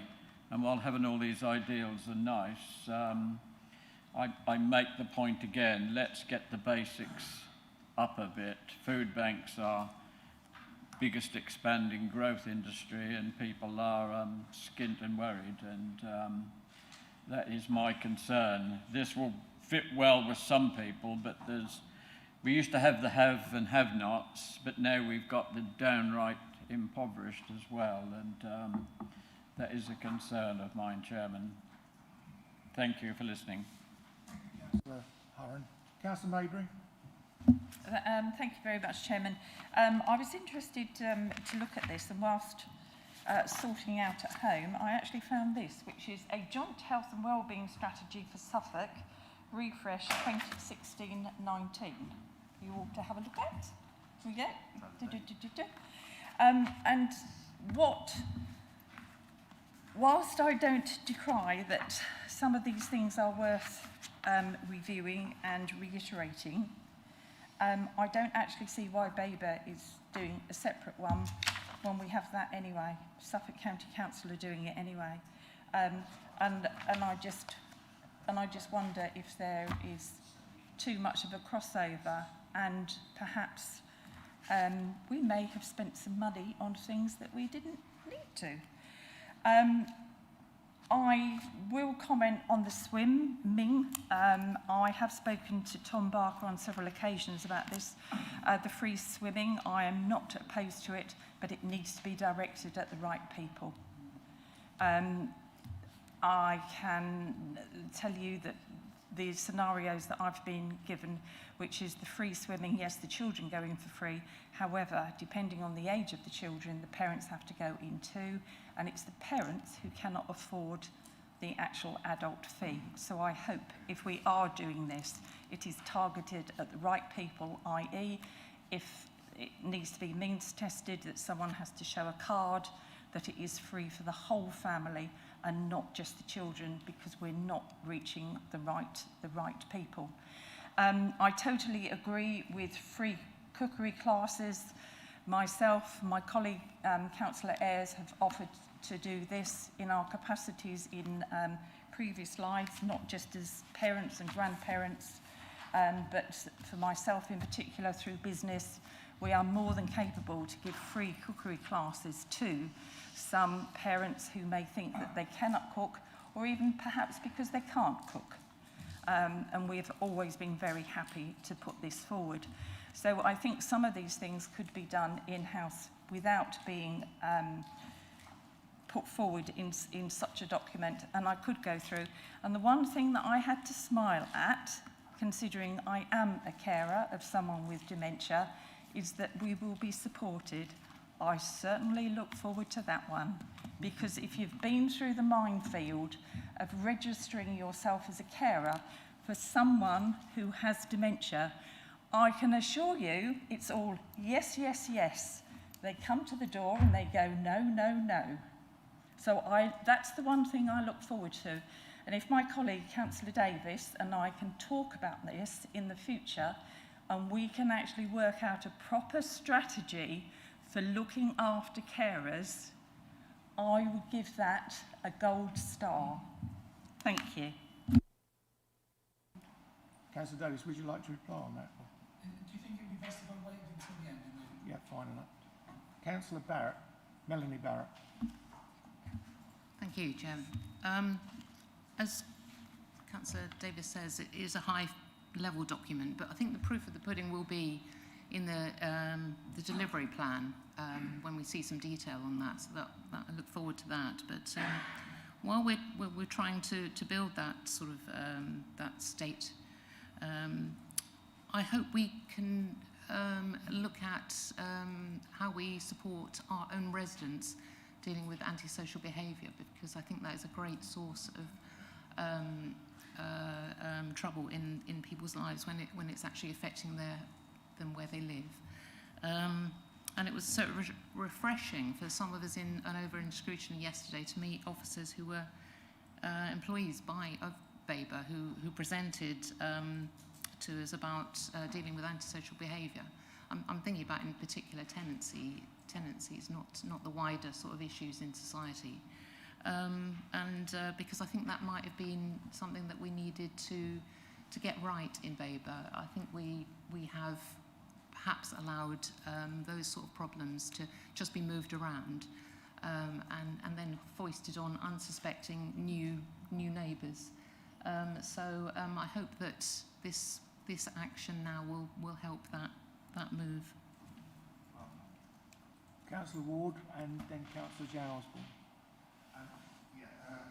Yeah, thanks, Chairman. Just a quick one on antisocial behaviour. We have beefed up the team here and our response to antisocial behaviour quite considerably. We've got, Peter Watson's been brought in, and a lot of that is on the basis of the feedback from the Stella Maris inquiry.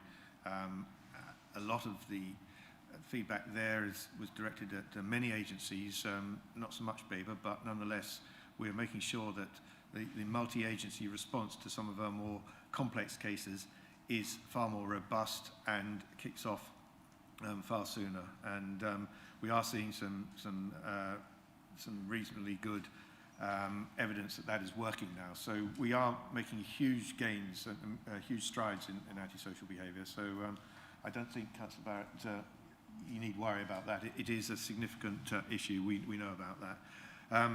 But I do agree with what you said. The delivery plan is where the proof of the pudding will be with this. But I'm sure that we will have a delivery plan that will be flexible enough to allow us to do the things that we really want to do as a district, which we can do and which we can afford. It's going to be a very flexible delivery plan that will allow us to pick and choose what we can achieve over the course of a number of years. And we'll be working, as has been said, with many partners, Active Suffolk, of course, as Councillor Davis has already mentioned. So I think that, yes, the strategy is ambitious, but we will be able to deliver, and we'll be able to deliver in partnership with others on an ongoing basis to realise that strategy, because it is going to be essential for our residents. Thanks, Chairman. Thank you, Councillor Ward. Councillor Jan Osborne. Thank you, Mr. Chairman. I was also going to respond to Councillor Barrett's concerns about antisocial behaviour. I know it's a concern of many councillors in this chamber tonight, but Councillor Ward has responded very well, so I won't duplicate what he said. I welcome this strategy. Thank you, Councillor Davis. It's a really good one. I think we have to have aims to aspire to, because otherwise, where do we go? You know, we need to do that.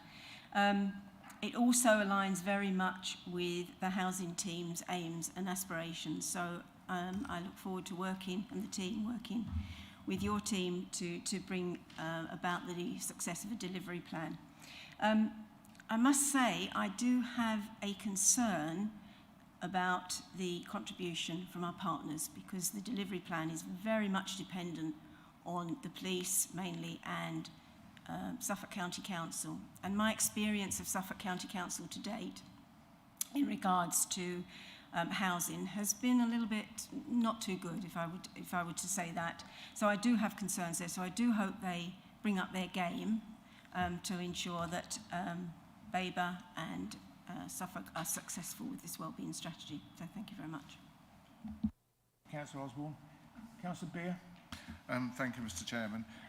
Well, as you're aware, I've been on about antisocial behaviour for a long time. I'm pleased to hear that you're attempting to do something. I think the point that Councillor Jan Osborne made regarding the County Council, hopefully they will get their act together better.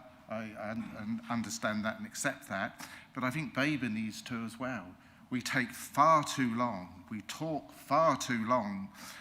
We try and do all sorts of things with these people, and the rest of the residents have to suffer. Some of them go on for years, and we do know that. We've been successful on one that's taken a lot of time and money and effort, and councillors' involvement as well as officers. And at the end of the day, they just tend to ignore, because they know they can get away with it for longer, because we come back and we try and have another little talk. We send in people to clear up gardens, cut hedges and do all sorts of things.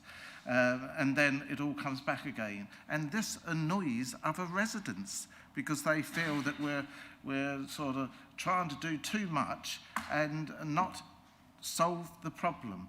So I would ask that you get this task force together, and that you do strengthen tenancy rules, because I think that's where a lot of it goes wrong. But there's a lot of antisocial behaviour that I'm afraid really doesn't get sorted, and it's far too long, Mr. Chairman, to solve it. Thank you. Councillor Beer. Councillor Arthur.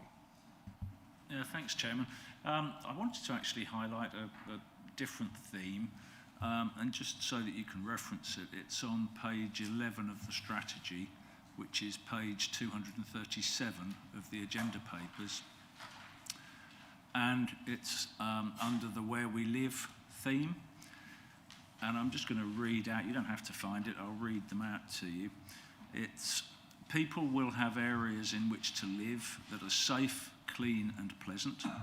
People will be able to live without fear of crime, antisocial behaviour, hate or exploitation. People will have access to homes that are affordable, well-built, sustainable, attractive and in tune with their surroundings. People will be part of cohesive, vibrant and active communities that embrace identity and heritage. People will have convenient access to services, and people will have access to natural spaces.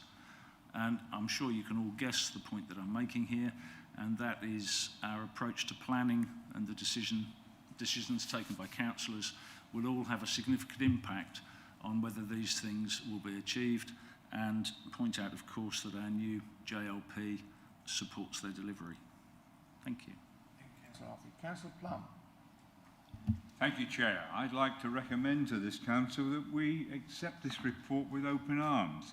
As an experienced parish councillor, I can see that I want this team coming to my parish very soon. As a district councillor, all I will look forward to is them succeeding in something that everybody's at the moment ducking away from. Thank you, Derek. Thank you, the team. I look forward to seeing you in Glemsford. Thank you. Councillor Davis, is there anything you wish to add? Quite a lot. And in fairness, it's in response to the questions which I think were absolutely relevant and on point. I'll start with the ASB, because obviously that is an issue, and it's something we are already working on to try and achieve. Councillor Ward mentioned about the appointment of Peter Watson in the ASB team, vastly experienced officer, and he's going to spearhead this along with the rest of the team. But we do have, and you're right, it takes too long, but we are tied, as you know, by the law, regulations and everything else like that, so we're going to try and get there. But some of the things we already do, we have noise abatement notices, which we will enforce.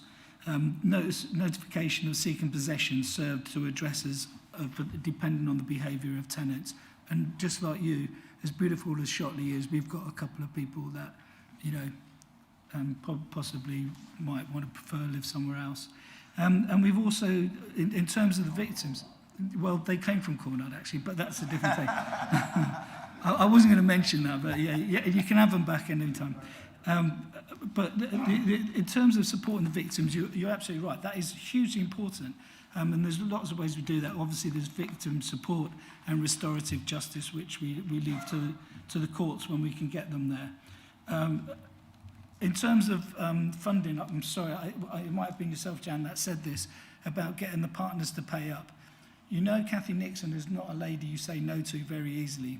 And she's helping to spearhead talking with those partners at the highest level. And her and the rest of the team make sure that we are getting the support.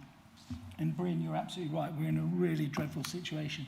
So we need to tackle it. We need to meet it head on and do everything we actually can to do that. And this strategy goes to that. We have to be ambitious. Okay, if we reach for the stars, we might just reach the moon, but we're going to try everything we can. And Stephen, I'm sure, as you know, Sue Culver and others will come to Glensford. And that's the same for every ward member. If you've got issues, let us know, and our team will try and deal with it. And the strategy, yeah, absolutely. This strategy has been tried elsewhere. The Suffolk County Council one now is pretty much out of date. And one of the first things that was said when we put the strategy together, it can't be just a cut and paste job from somewhere else. The team worked very hard to make sure that this was our strategy that encompassed everything that the Babergh residents needed. So it is bespoke in its own way, but of course the problems are not necessarily bespoke, they're widespread. So we're going to tackle them head on as well. I don't think I've missed anything, have I?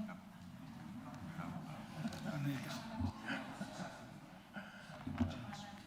I don't know, you have to see the chair. Councillor Harron, I'm afraid you have spoken already once on debate. Yes, Chairman, I'm aware of that, and thank you for letting me have another bite of the cherry. I think of this paper, I've been looking at it, and you can see the sort of disquiet around by some quite experienced councillors. I think maybe it's lacking in what I would call citizenship and responsibility. And if we achieve all these things, we've almost got to have a different mindset. We need better people to do this, better councillors, better politicians, better statesmen, and we don't tend to have that at the moment. We need people. I'll tell you what I think. We need people capable of starting a revolution and change the way we do things and change the mindset of certain people. I think we all just keep on with well-being. Thank you, Councillor. I could start it tomorrow, Councillor Barrett, but that's just the way I'm feeling. It needs a different mindset. We're all behind you. Don't think we're against you. We're all behind you. None so more than me, but you're starting from quite a long way off from where we need to be. But I wish you luck, and yeah, by all means, Vicky, email me, and I can say a lot more. Thank you. Councillor Ayres. Thank you, Chair. I would like to bring up about the access for those who are not able to use a computer. And I know East Suffolk, they have a scheme where they actually lend the elderly or those that can't manage to help them. And I think going through COVID as we did, those that could FaceTime their families and that sort of thing would be good. So I would love if we could maybe teach people how to use these skills because they're so important. Thank you. Yeah, thank you. And it is something we have done in the past in terms of, both in Sudbury and in Shotley with the pop-up. So I'm sure that's something that Councillor McCraw will deal with within his portfolio. Thank you, Councillor Davis. That concludes the debate. You've added what you wish to add. So thank you very much. I will now ask the Corporate Manager Governance and Civic Office to conduct the electronic vote. Thank you, Chair. The vote is now showing in blue if councillors would like to cast their vote. Thank you.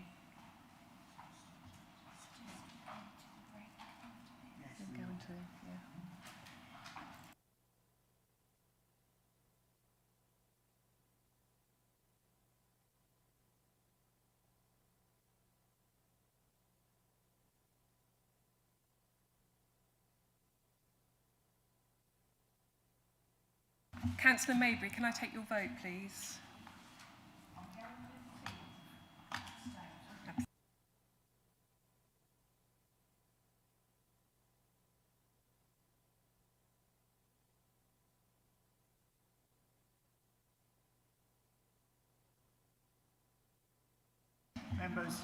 Members, please. Chair, the votes are 24 votes for and 2 abstentions. Thank you. Members, that's carried. I will now have a comfort break for 10 minutes. Dead on half past, you see. But can you please be back here within 10 minutes, please?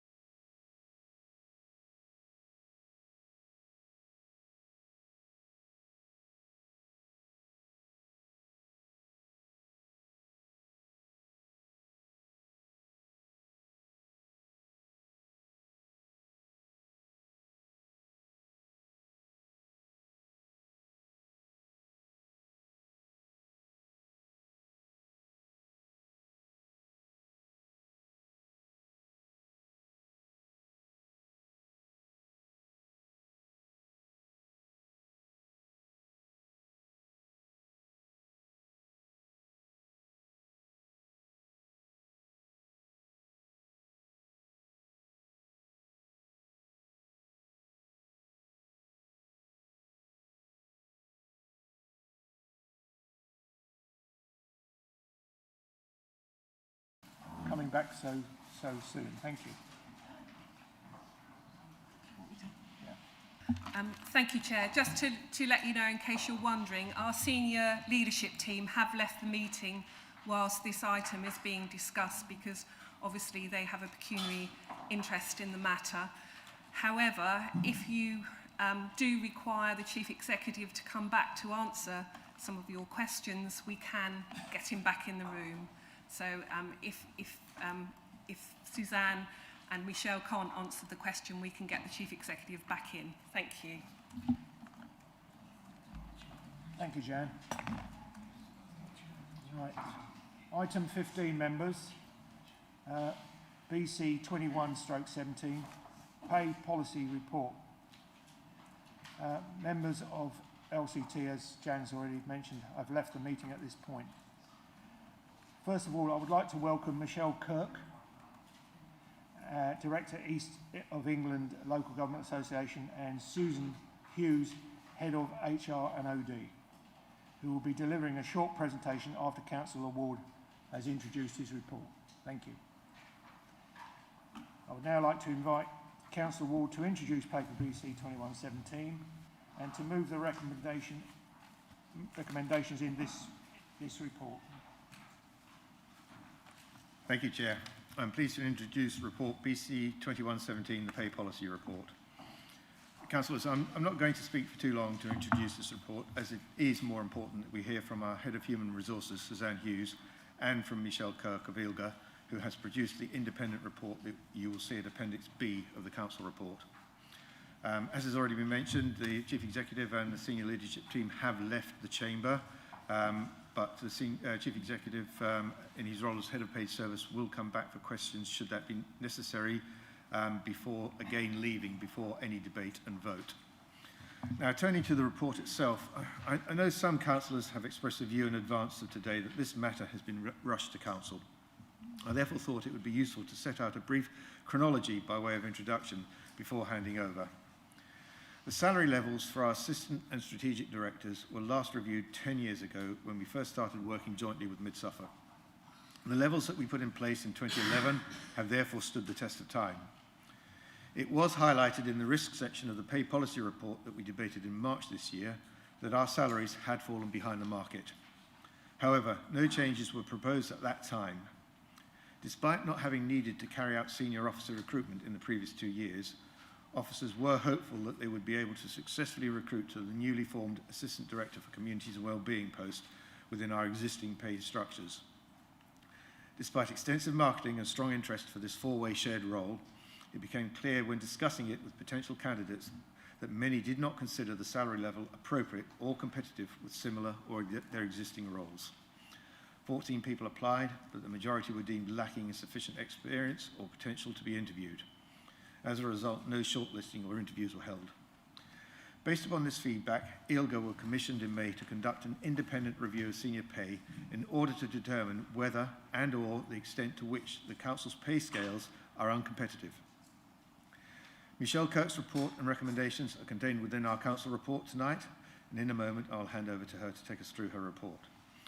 Finally though, before I hand over, I'll simply refer all councillors to paragraph 5.2 of the report on page 261 of the agenda, which draws directly from our pay policy.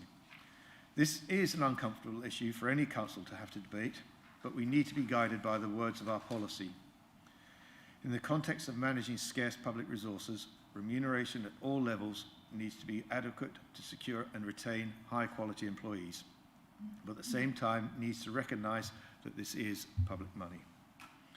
I'll now remove the recommendations 3.1 to 3.4, call for a seconder, and then hand over. Thank you, Chairman.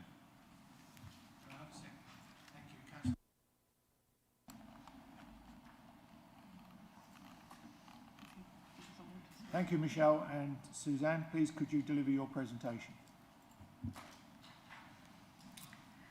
Thank you, members, and thank you for inviting us to join your meeting this evening.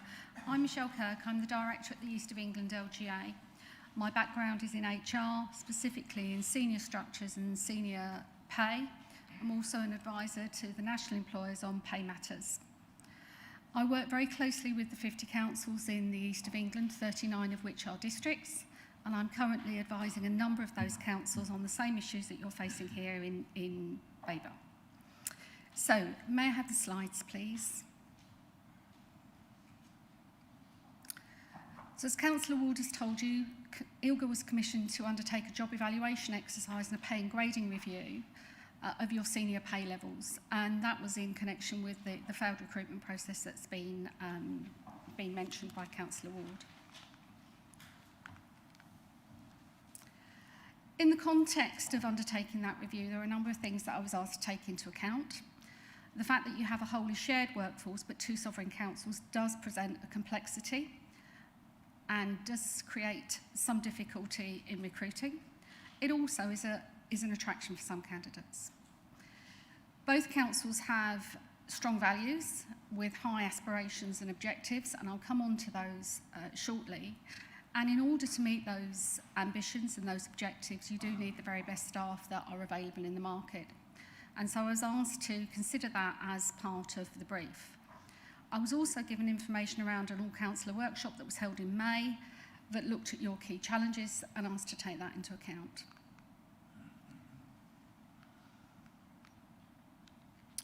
Okay. Would somebody be able to advance to the next slide for me, please? It's not working.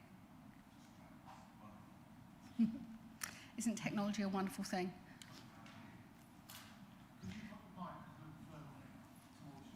Towards me. Is that a little better? I've never been accused of being too quiet before, so I apologise. So in terms of the context that I was given, these will be familiar to you because you will have been at the all-councillor workshop in May.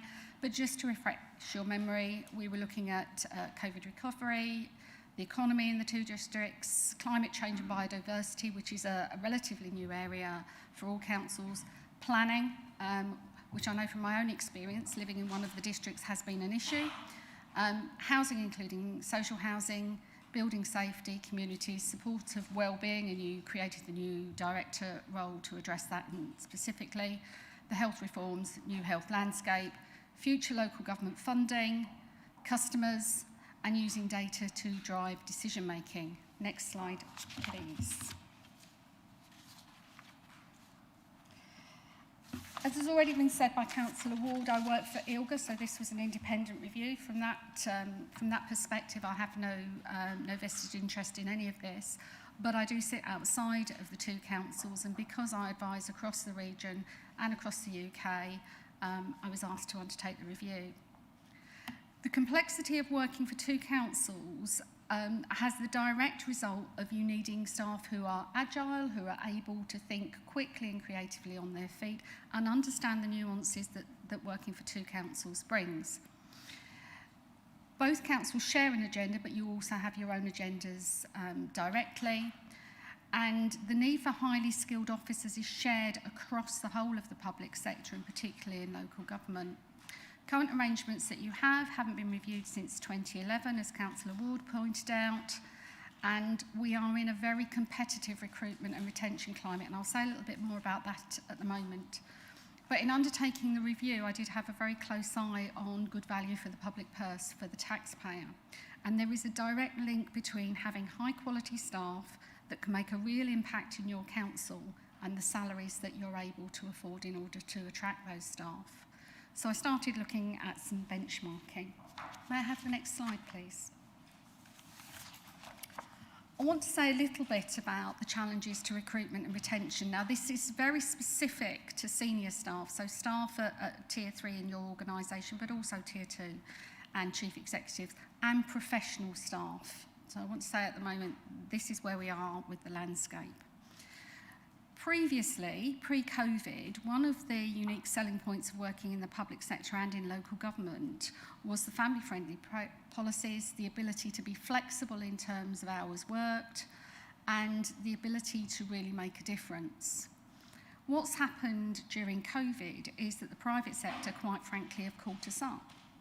They offer agile working, they offer hybrid working, they offer working from home in a way that hasn't been available pre-COVID. So the private sector has become a competitor for us in a way that it hasn't been able to do previously. Previously, the choice was more money in the private sector or a better work-life balance if you want to work in the public sector. That's gone to a large degree.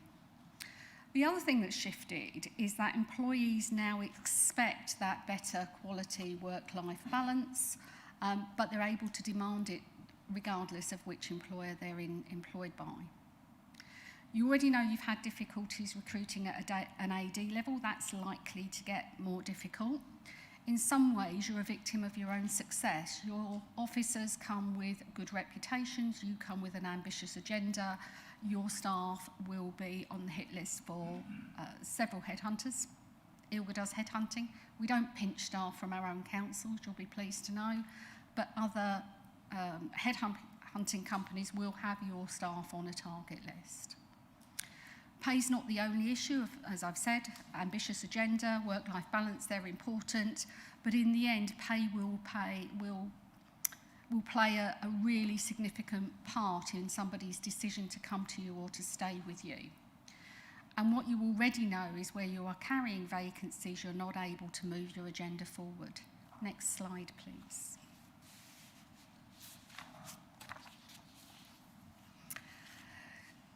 So as part of my role, I've done a major piece of benchmarking across all of the councils in the region looking at skill shortages. Senior managers have come out as one of those areas where we're having difficulty recruiting and retaining. That piece of work was commissioned by all of the chief executives in the 50 councils. What I've already said is that I'm working with other councils elsewhere looking at the same sort of issues, but bringing them up to market standards. We're not in the business of leapfrogging each other around salaries so that we're perpetually trying to raise salaries at the same, to increase levels at the same place in different councils. That's not what this is about. This is about bringing Babergh up to the same level as other councils. So I was asked to make some recommendations for the senior team. And I did that by evaluating each of the roles to assess the weight and value of them, and then taking those results and setting them against the pay benchmarking. Next slide, please. When I looked at the 39 district councils and the complexities that they face, the most appropriate comparators appear to be those that have a shared workforce. So Babergh and Mid Suffolk shared workforce, Broadland and South Norfolk shared workforce. In both of those examples, they're sovereign councils.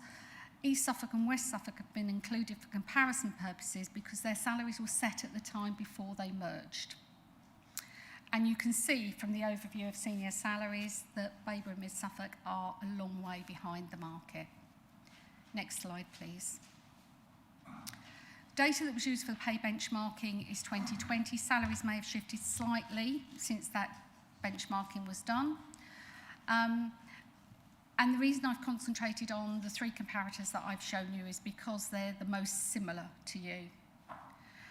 Babergh is behind the market in all levels of seniority, so chief executive, director, and with your ADs in particular. And your salary for your chief executive is the lowest in that type of authority that I've shown you previously.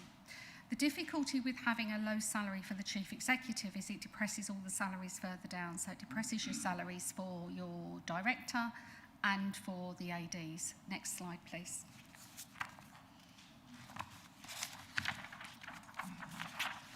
Having a single director in an organisation of this size is unusual. There's usually at least two. Where there is a single second-tier officer in district councils, it tends to be a deputy chief executive, and therefore that's the benchmark that I've used. Typically, those roles are placed at a minimum of between 100 and 105,000. Your ADs have less access to senior staff because you've only got one director and the chief executive. That means they have to be more strategic and more corporate in their approach. And they tend to have corporate responsibilities that otherwise would have accrued to a director role. They tend to be more autonomous and have contact with members, partners and stakeholders, which isn't typical of a Tier 3 role elsewhere. Next slide, please. So I've shown you the comparators already. They are in the report. So I've shown you the comparators for shared arrangements or previously shared arrangements. I've shared with you the difficulty in recruiting at the moment, and the difficulty in recruiting in shared arrangements presents a particular challenge. Your salaries do not reflect the weight of the roles that you're recruiting to, or the roles that are currently held by your ADs. You've had to use market forces supplements in the past at this level, and you may have to do so in the future. The difficulty with market forces supplements is what it's telling candidates is you haven't got the salary right. The salary is at risk because it has to be reviewed regularly, and some candidates will not go for roles where they think part of their salary is at risk. Next slide, please. So this is the proposal going forward. It's in your report. It brings you to the same level of similar organisations. So Chief Executive salary proposed to increase to 140 to 160,000, Strategic Director 100 to 120, and the Assistant Director 78 to 90,000. And Suzanne will take you through what the impact of those changes might be if you were to approve this proposal. Could I have the next slide, please, Jan? Thank you. So in terms of suggested next steps from our perspective, if this is agreed at full council, is that our existing staff would move to the closest point and progress over time, and that our recruitment would continue in the same way that it has done previously. That would be based on skills and experience, and that's our usual practice. Next slide, please. So in terms of costs, at the start of the year, we carried out a senior leadership team review where the second strategic director post was removed and a new assistant director for communities and wellbeing role, which is jointly funded with our Ipswich and East and West Suffolk CCG partners, was introduced. This resulted in a cost saving of £67,000. And I'll take you through on the next slide a little bit more detail around the costs as outlined in the report. Next slide, please. Okay, so that's quite, it's quite small for me to be able to see that here, but I'll take you through it. So the ongoing savings of the removal of the strategic director is shown on the top line of the first table in that breakdown. Line 2, the line below, shows a saving in this year, and that is as a result of our failed recruitment, for want of a better word, to the assistant director role. We haven't recruited, and as a result of that, there is a cost saving there. And line 3 shows the additional cost of the ILGA recommendations each year. So if you were to total those up over the 4-year period, that would take you to a figure of just over £60,000. And the way that we've worked through those costs is that it's based on where the individuals currently sit within their own scales and what the additional cost would be of them moving to the new scales, assuming good performance. The first row there, which is this year, just shows a 6-month saving, so you'd need to double that cost as well. And that figure, as I said, is just over £60,000. But if you add the first column, you double the first column, that would take you to just under £70,000. So if you look at the second table, which is directly under that, that shows that will take away the strategic director cost, which is £33,500. All of these costs, which are shown incidentally, are per council. So if you take that away, then the overall cost for that 4-year period will take you to a total cost at the bottom of £35,982. That is a net cost. So on top of that cost, you would need to build in national insurance and also pension contributions, and we would do that at 33%. And that, therefore, would give an overall cost of £47,856, as detailed in point 96 of the report. Could I have the next slide, please? So in summary, I think the findings from the report that's been produced by Michelle are clear that we've fallen behind in terms of comparative salaries. We do believe it needs to be addressed, not just for the longer term, but also in the immediate term. We have 2 critical assistant director roles to fill. We have the joint assistant director role for communities and wellbeing, which is a new role. And we also have the assistant director role for corporate resources, as Catherine Steele is retiring in April of this year, if next year. So if we can't get those salaries right, then we won't be able to recruit the right quality of candidates that we need to be able to deliver the agenda, but also for future succession planning of our roles as well. And that's my final slide.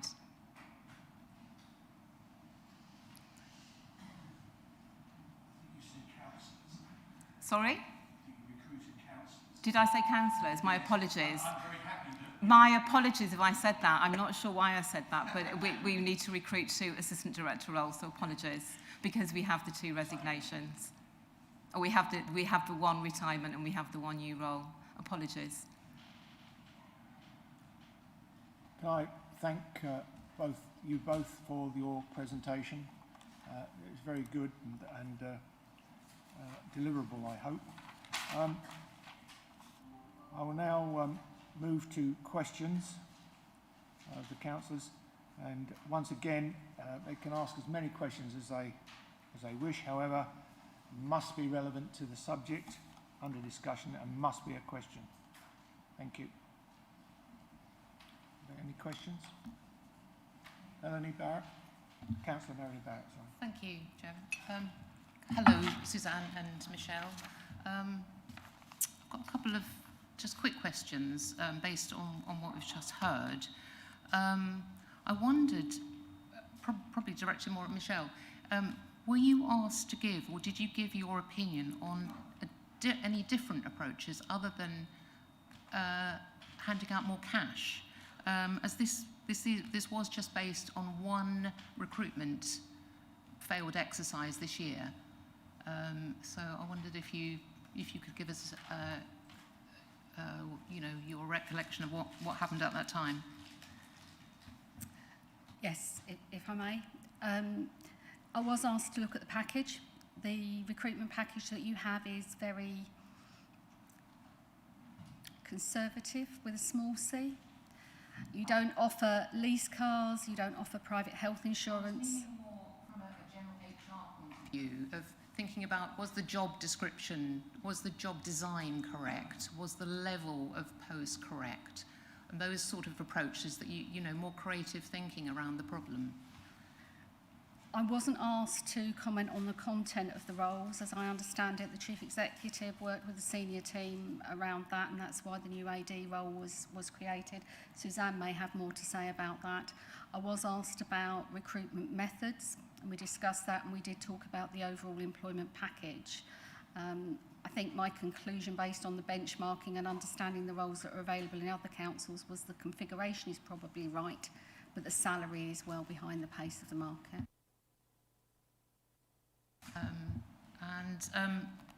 The figures we've been presented with, they're based on the current year, aren't they, really, and you know, what costs will be.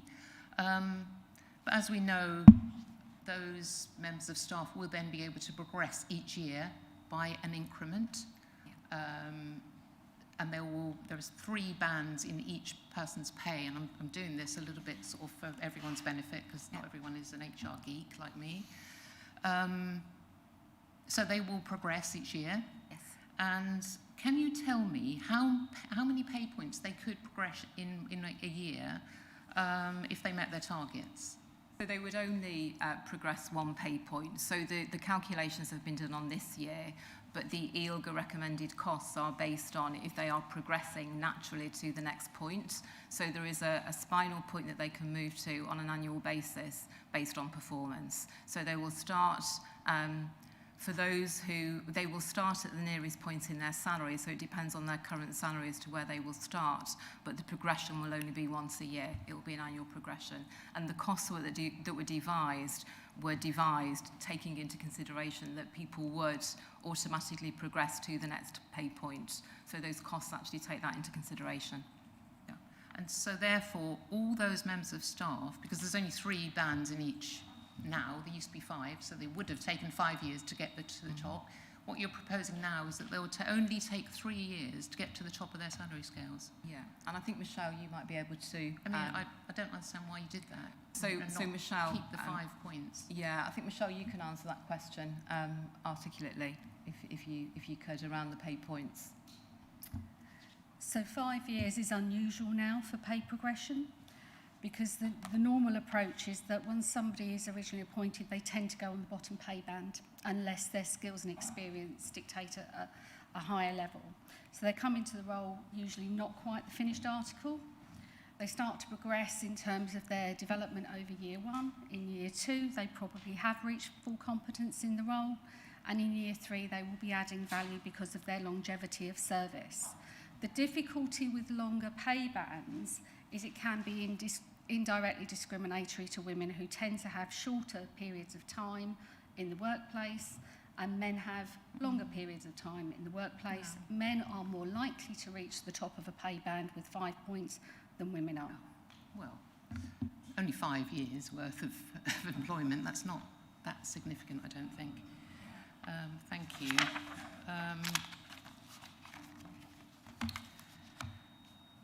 And to address the issues about attracting the candidate to the post of communities and well-being, you could have offered a flexible payment, could you not? A supplementary payment, like a recruitment retention allowance.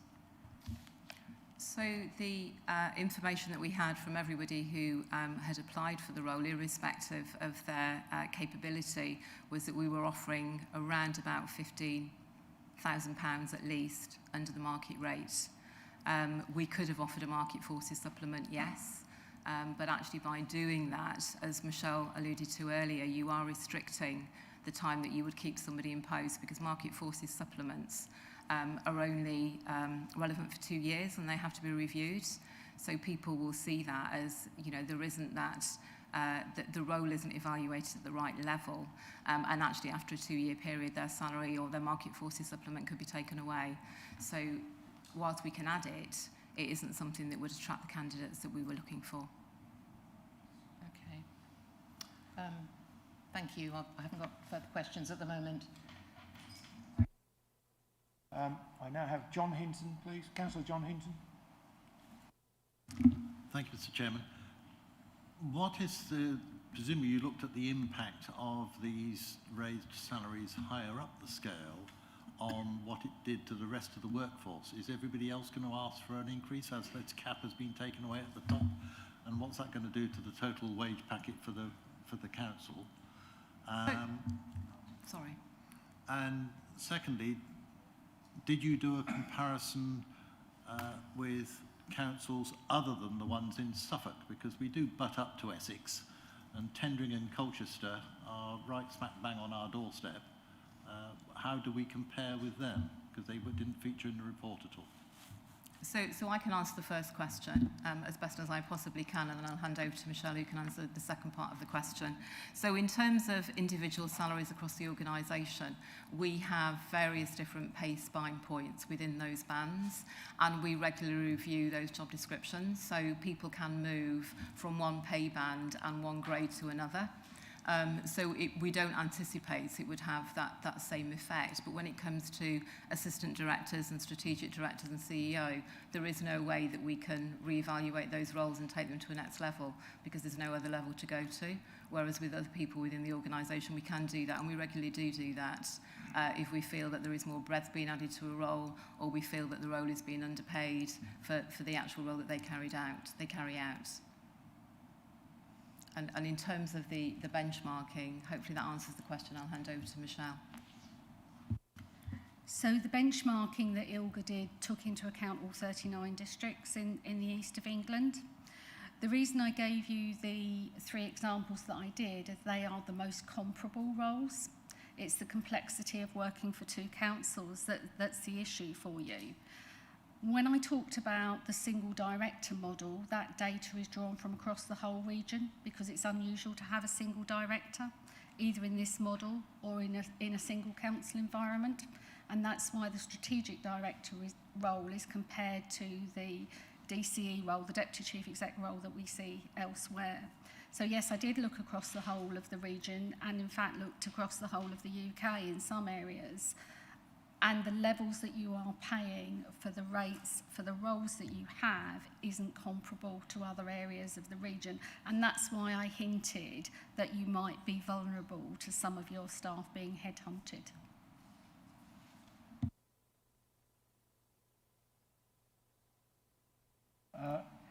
Councillor Robert Lindsay, please.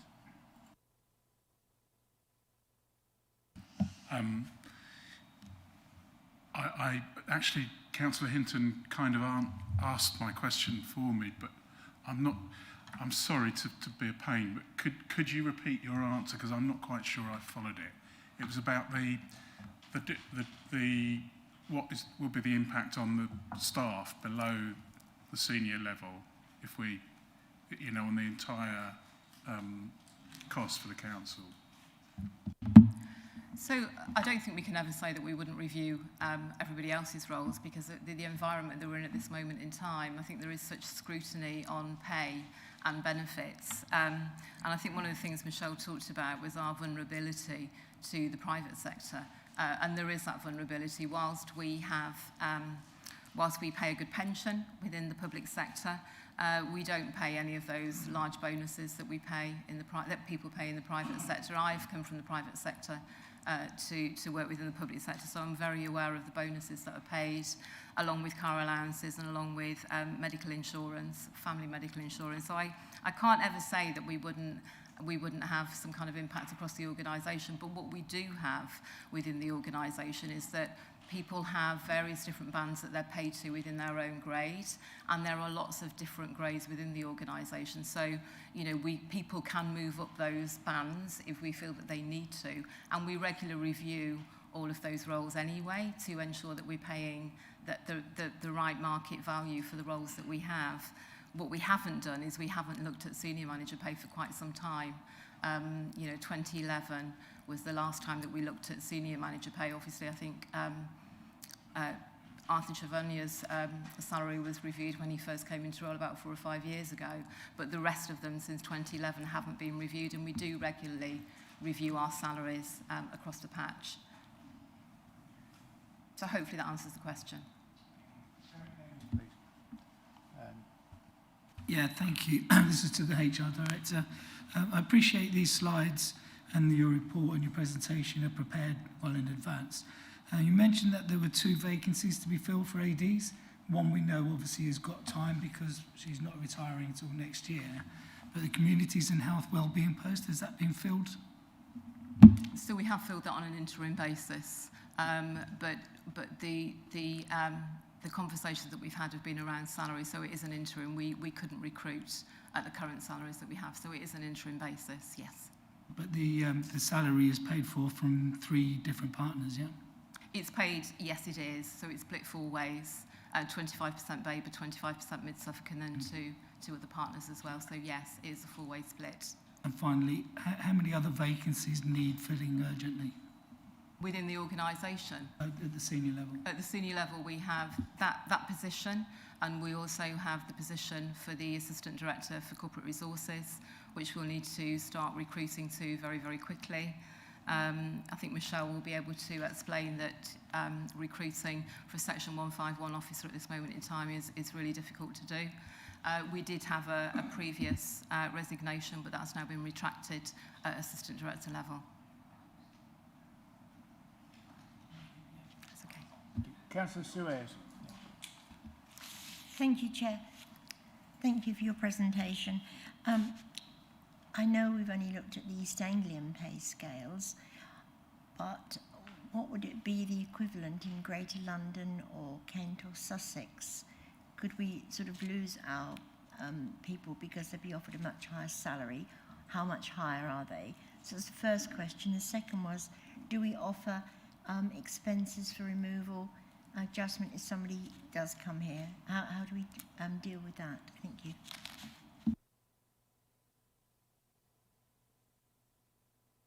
Yeah, so could I ask, sorry, the second question was that if people are looking to relocate? Was that the question? Okay, so we currently have a policy that offers a package for relocation, should we want to offer that out to people if we were to look into attract to the area.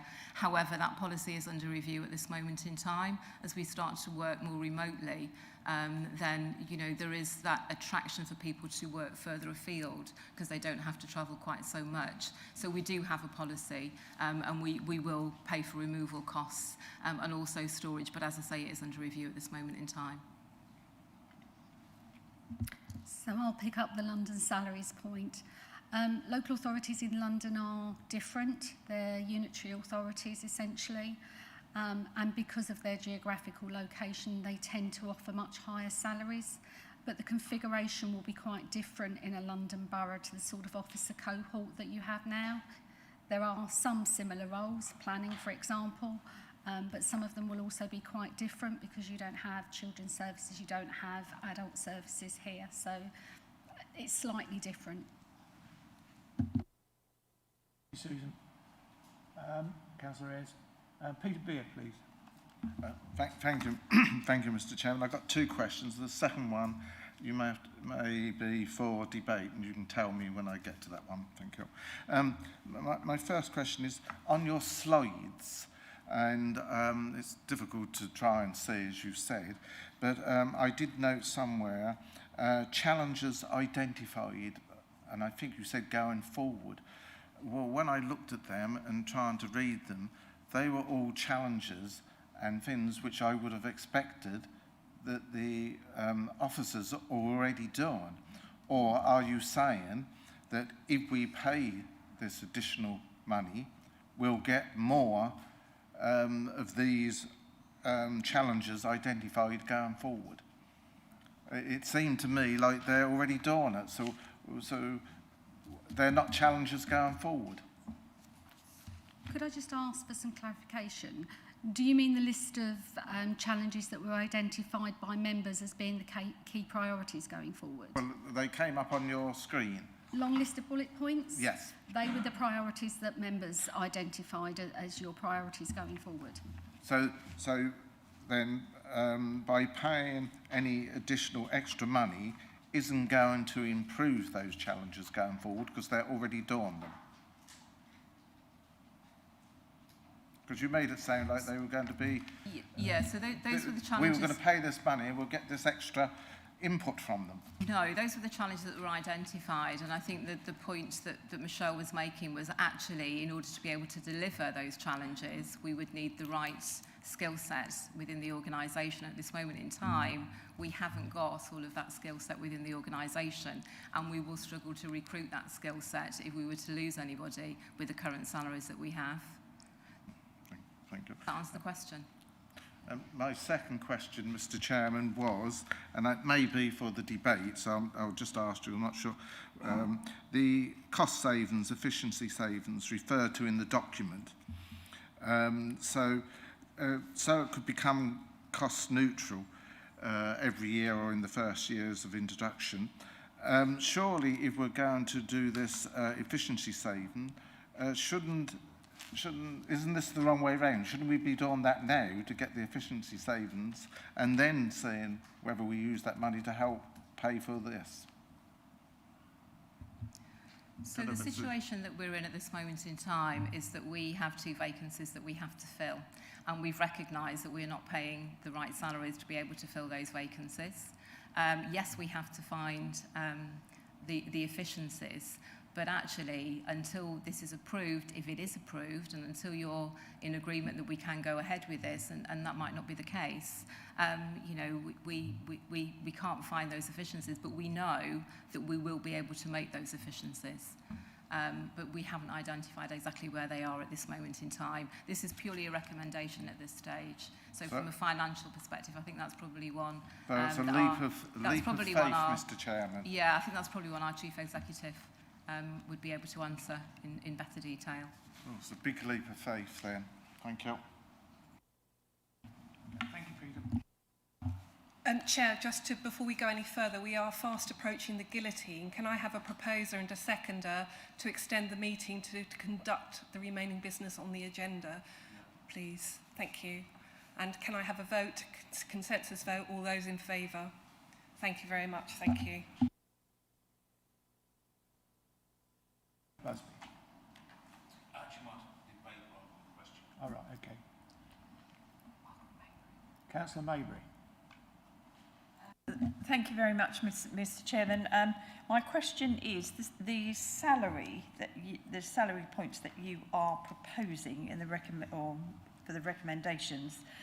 That doesn't actually include the full package, does it? It doesn't include what the cost will be to the council for pensions, NIC, other benefits. It doesn't, but the cost in the slides at the end identifies that cost overall. So the cost that is in the report would talk about how much it would be over a 4-year period. When we talk about salaries, we never advertise salaries with the on-costs on top.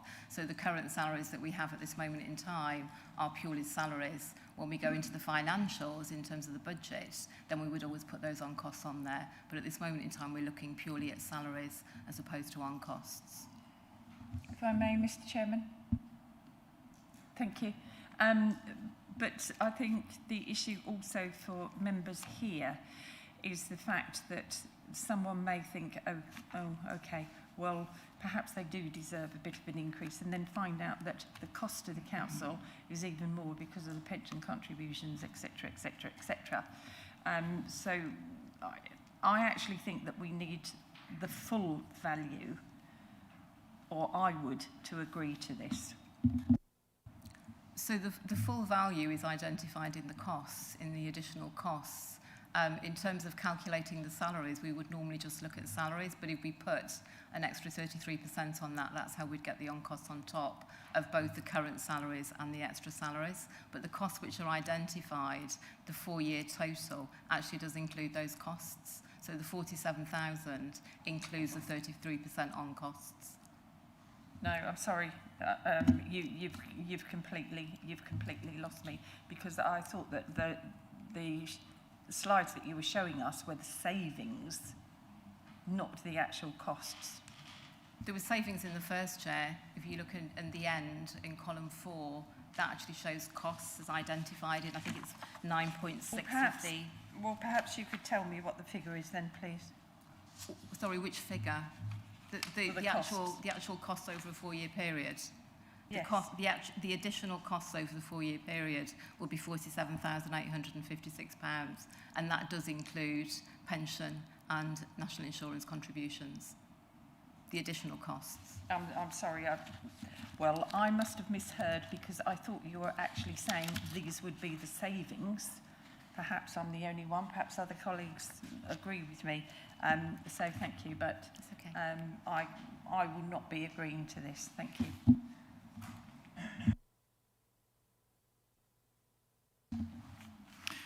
Yeah, thank you, Chair. Two points, if I might, Chair. The first one, just want some clarification, if I may. Thank you. I think you said in your presentation that a low-paid chief executive depresses wages of directors. I think that was a point that you made. So, but the good thing about public sector is that all of these pay scales are public documents. So it might be a point for debate, but I mean, I'd just like to challenge that, if I may, and just get some clarification around that, because if I look, and I've just done some basic research across a number of councils locally, but if I look, for example, at Colchester, according to their statement of accounts for 2021, their chief executive earned £106,000, but their ADs was slightly better paid than ours, at between £78,000 and £87,000, whereas at Braintree, they had a much higher paid chief executive at just under 150,000, but their ADs were between 60 and 74,000. So, so the statement that the low-paid chief executive depresses wages doesn't appear to ring true. So that's point one. But then, if I may just ask a question, Chair, on page 271 of your report. At the top there it says EELGA has recently surveyed councils on salary levels tiers 1 to 4. The historical data is contained in a report submitted to the region's chief executives. Surely that report should be available. That must be material to the decision that we're taking this evening. So I'm just questioning why that report hasn't been made available to councillors who will be taking the decision. Thank you.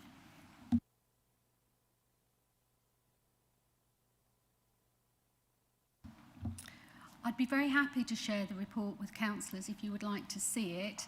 I've picked out the pertinent areas for you because I was asked to compare like with like, so similar roles to similar councils with similar challenges, and that's what I've done. But I'd be very happy to share the report that went to the Chief Executives if that would be helpful to you.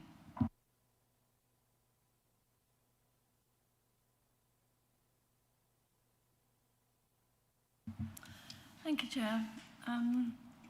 I can see that certainly there are arguments for the proposals for the senior appointments. Where I would like a bit more clarity is coming back to some of the questions that were asked earlier about the impact throughout the organisation. It's not just about roles and moving people up to different pay points. We have a multiplier that has effect from senior salaries all the way through to other levels. And I think members might like to know what the ultimate cost impact could be across the organisation as a whole, given that we're looking at this over the next 4 years, because you can't really just do something with the senior salaries. There has to be an impact going a bit further down. It's not that I'm against it. I'd just like to know what the actual cost implications might be. Thank you. Carpendale. Councillor Chairman. Good evening. I've just got a couple of things. One was you said there hadn't been a pay review since, I believe, 2011, although I believe you said Arthur had one 2015 or 16. Is that saying then that there has been no pay rises, or has there been a percentage each year, a pay rise for those officers? And also, where Councillor Ayres was talking about different areas of the country, it's a bit like saying we could poach someone from Newcastle or Liverpool, isn't it? We can't really, that's geographical.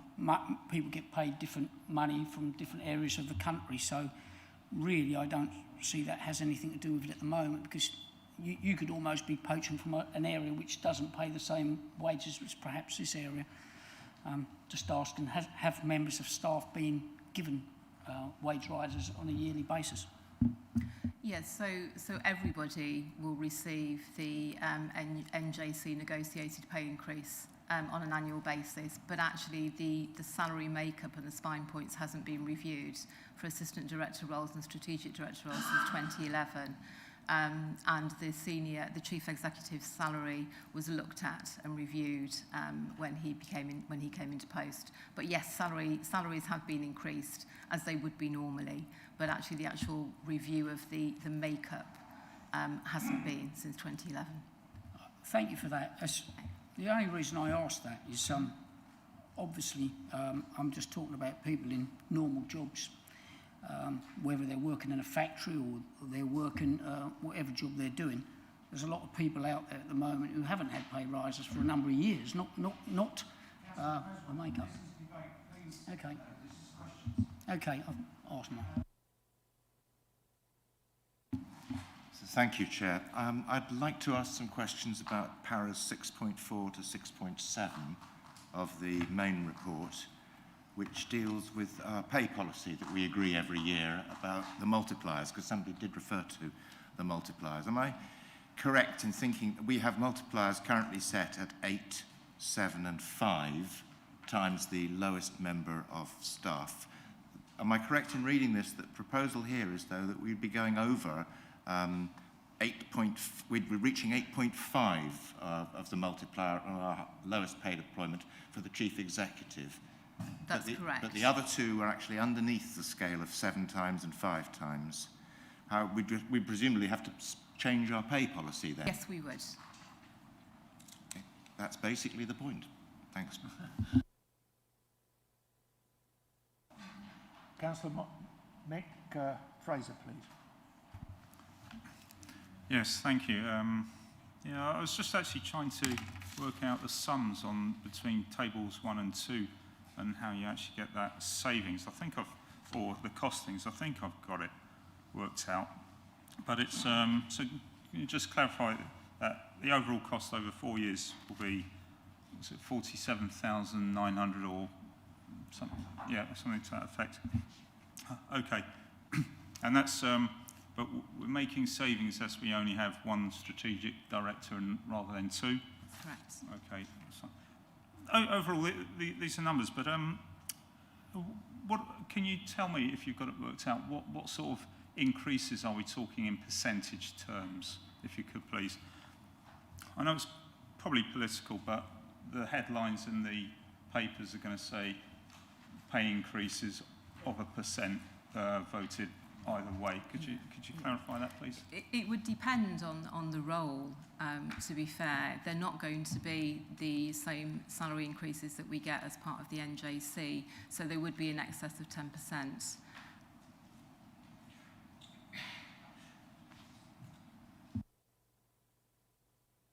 Thank you. Councillor Melanie Barrett, would you like to come back? Thank you. Yes, I mean, echoing Councillor Maybury's concerns about the cost being absolutely clear to us and what we're agreeing to. I've tried to do my own calculations because I really couldn't understand the tables in that format and the way that was presented. I thought it was a bit mysterious and a bit difficult for a layperson to come and look at, because there's a lot of assumptions in there. So my way of approaching it was to say, well, what's the difference between what this CEO would have had and could get in future? And that is 22,000 increase a year, isn't it?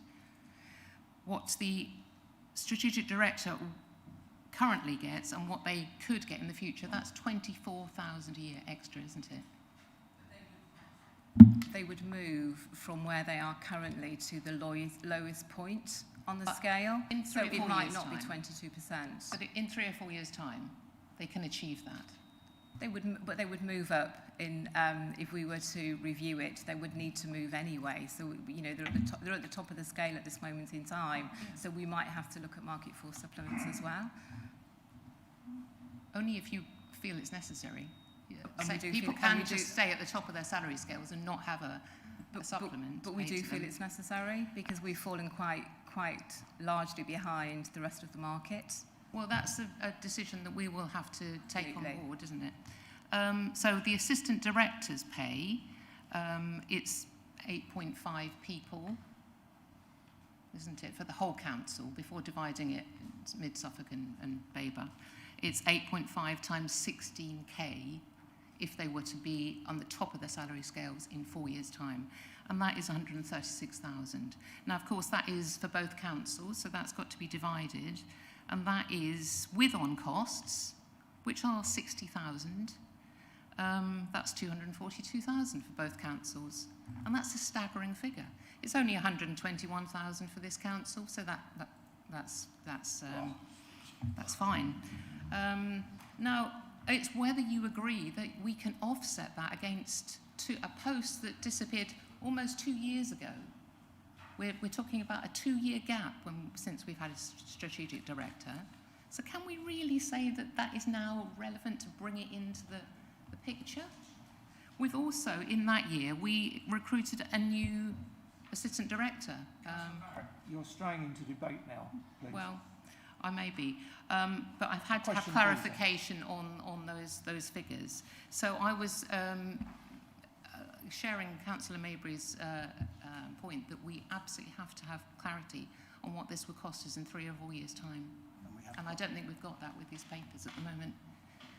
I think based on the information that we have at this moment in time, those figures are correct. My figures? My figures. Councillor Barrett. Councillor Malvasi, and then that will be the last question. We need to go into debate. Thank you, Chairman. I'd like to know what was the reason for the AD resigning, and what did you have to do to persuade them to stay?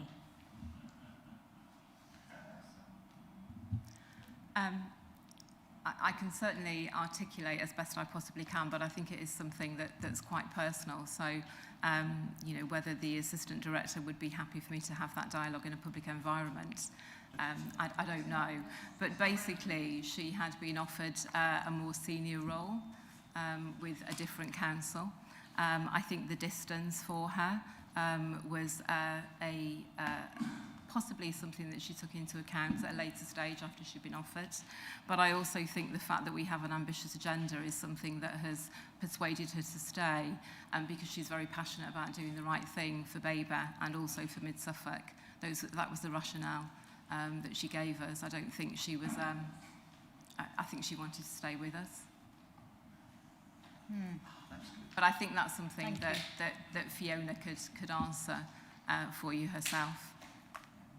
Chair, can I just remind councillors that we are in open session and we are not to talk or discuss personal wages. We need to stick to posts, please. Thank you.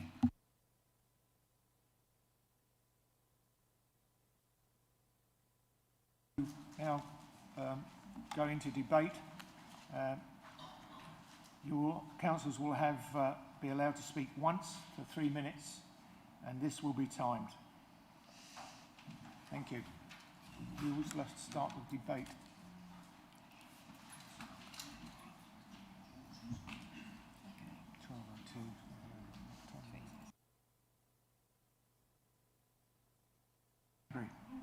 Thank you very much, Mr. Chairman. My biggest concern over this is the perception from our residents.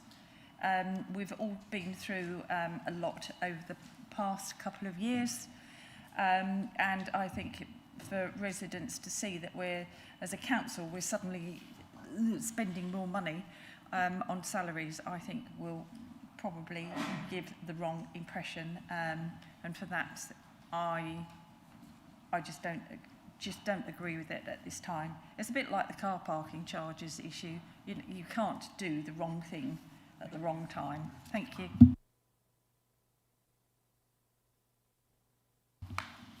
I hadn't expected to be this quick. I think our ADs and Chief Executive deserve as much money as they can get.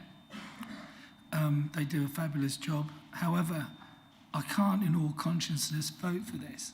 And the reason is because the gap between the top, and this isn't a slight on Arthur or the Chief Exec or any of the ADs at all, but that gap, the 8.1 or 8.5 as it would be, is just extraordinary at this time. So Melanie managed to get a percentage figure of, let's say, it's more than 10%. That's more than 10%, where the officers have had last year had a 1% pay increase. You know, the gap at the very top is going to be £30,000. That's a new officer. That's an officer. You know, that could be having a job, or more people getting more pay rises, and that's between the top and the junior officers. The ones in the middle are also going to be, and I heard the word depressed, if you like, you know, because it'll be squashed. I just think it's wrong, and as has already been expressed, you know, look, how is it going to be perceived among our residents? We've, you know, someone asked about free swims earlier on. We couldn't afford them last year. You know, and car parking charges, I believe that we should introduce car parking charges, but what the first thing someone's going to say, and I know this from public perception, is, oh, we're losing our free parking and we're going to increase parking charges to pay for chief executive increase in salary. Not even in salary, it's increase in salary.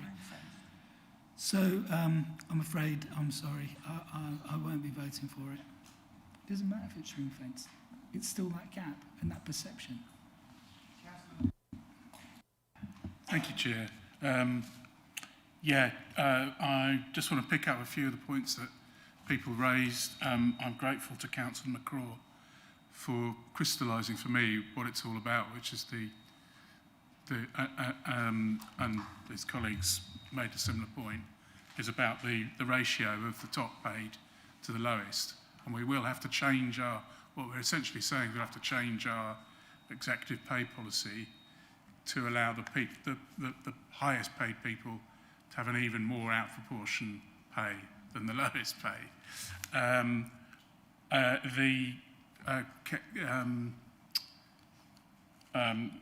Councillor Fraser was asking about the percentage increase. I've done the sums, just taking the midpoint from where they are now to the midpoint of the range of what they're asking for, and it's 25 or 26% for each of those tiers. It's 25% increase for the chief executive, 25% for the assistant director, and 25% for the assistant director, and 25% for the strategic director, plus or minus 1%. That is a huge increase for people who are probably already amongst the highest paid in this district, highest paid people in this district. The average salary in Babergh, I've just looked it up, is in 2021 was 31.1k. It's the average salary. That's lower than other districts. Interestingly, it's the lowest paid district in the county, but you know, maybe there's I won't go into that, but maybe there's some reason for that. Coast, if you've got a job near the coast, maybe it's more pleasant. I don't know. People could command a higher salary. So I think the thing we've got to look at is the effect, not just the costs of this measure, but the effect on the morale of the lower paid staff. What are they thinking when they're seeing people effectively saying, well, we move in a different stratosphere to you.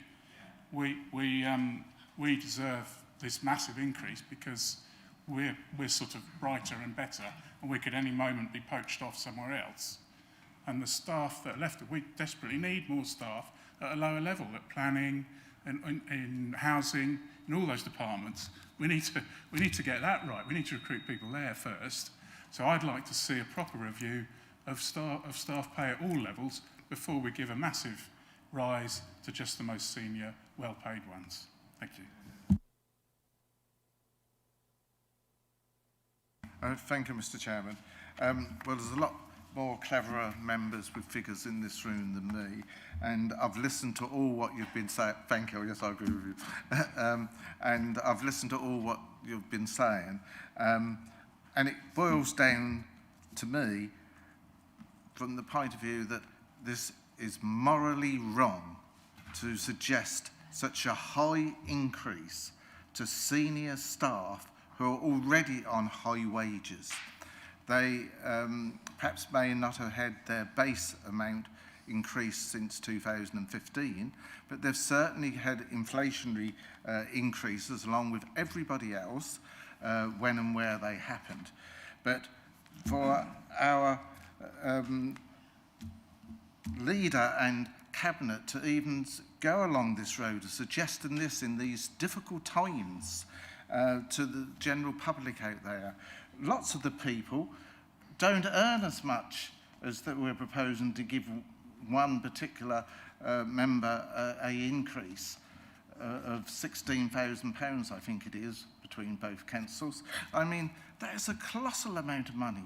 I don't think I ever earned that when I was started out working, and lots of people today are finding it very difficult. They're losing some national benefits very soon, which is very unfortunate, and I don't agree with that.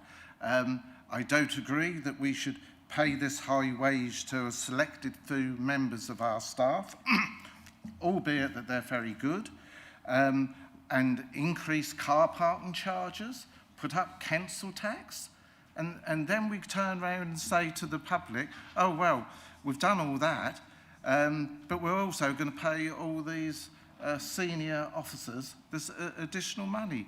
It's morally wrong, Mr. Chairman, and I hope members vote against it. And I'll take this opportunity, Mr. Chairman, to ask for a recorded vote where you called out the names. Thank you.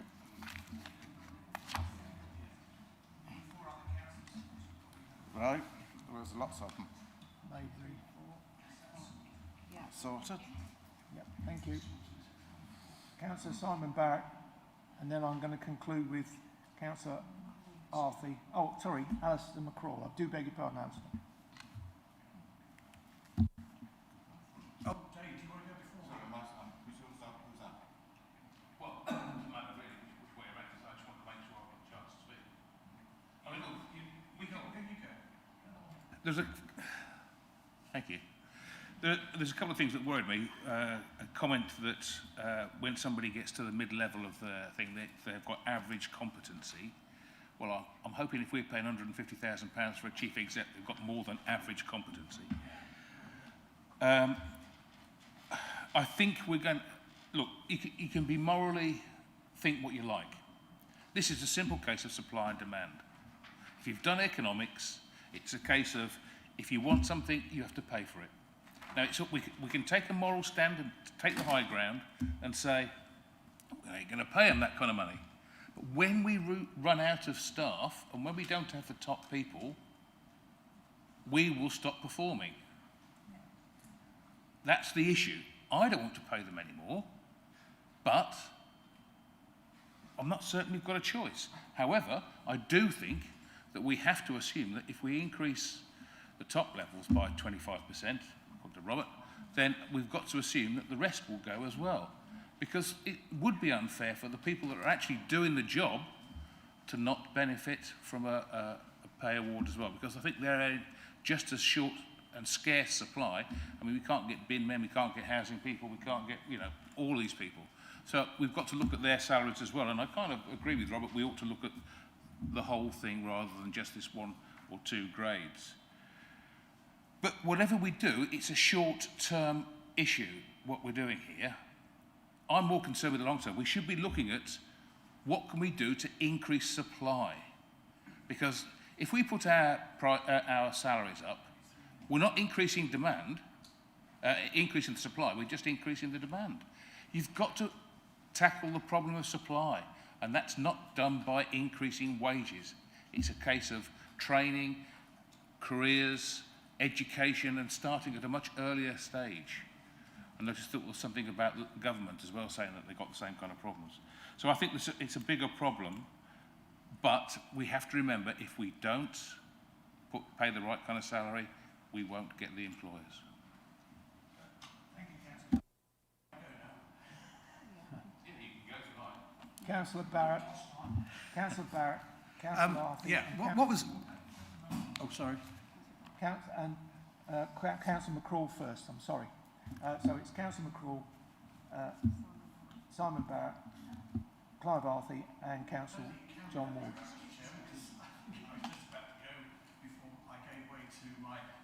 I'm happy for Councillor Barrett to go first. Right, thank you. And then, I mean... Councillor Paul might ask my question, because I'm at the tail end, I might just not get... You'll get somewhere.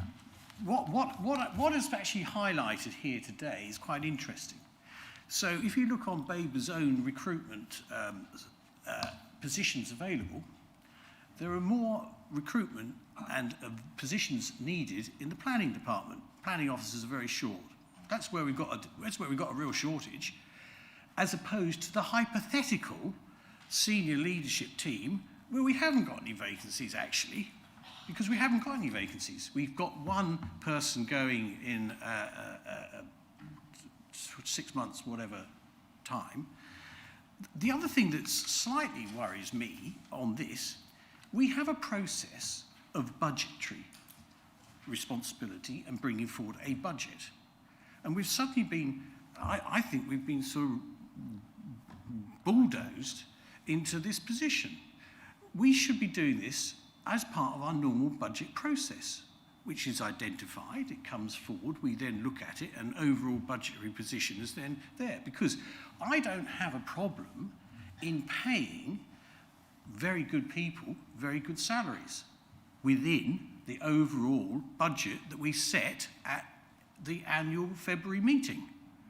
To get this bulldozed through now is one, I think, shoddy, and it should never have come forward like this. We've never had a chance to really look at it, and to have some online workshop about it, I thought, which most of us didn't go to, so I think only about 4 people went to it, I think is poor. So I actually feel that the process is wrong, and as I said, really we should be looking at this in a better way. So we, as a council, we set a budget for our chief executive to deliver the services that we require at the one point in the year, and that's his job to do it. Not halfway through the year saying, oh, sorry, we haven't got it right. That's not how it works. It should work in this organised way, which is how councils work. They're not fast moving. And actually, the fastest moving report I've ever seen was this report. I've never seen a report come to full council as quickly as this. It was like, oh, we might have a council meeting. Bang, it's on the full council agenda. Those are my observations for what they're worth. So I think we should go back to being a proper council and actually doing it by debate and actually doing it at the February meeting when we have a full council.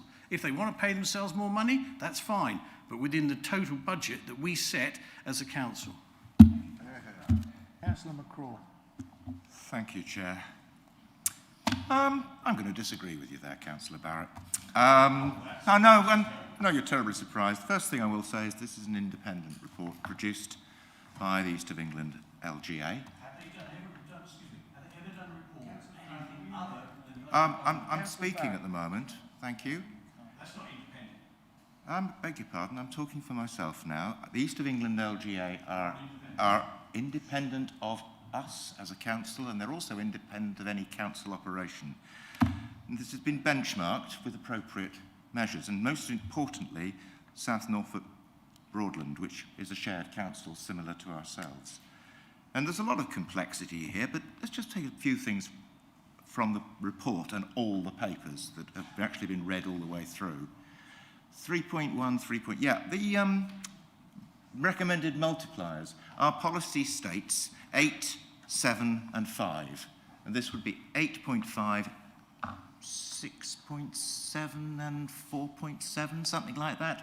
Almost within our multipliers, we would need to raise 1 to 8.5.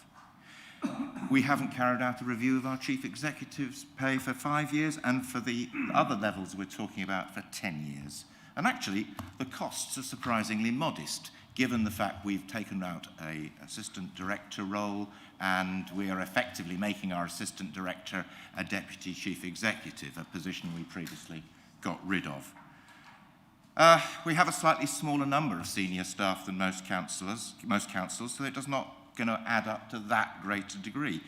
The risk management in the report shows the high probability and the bad impacts.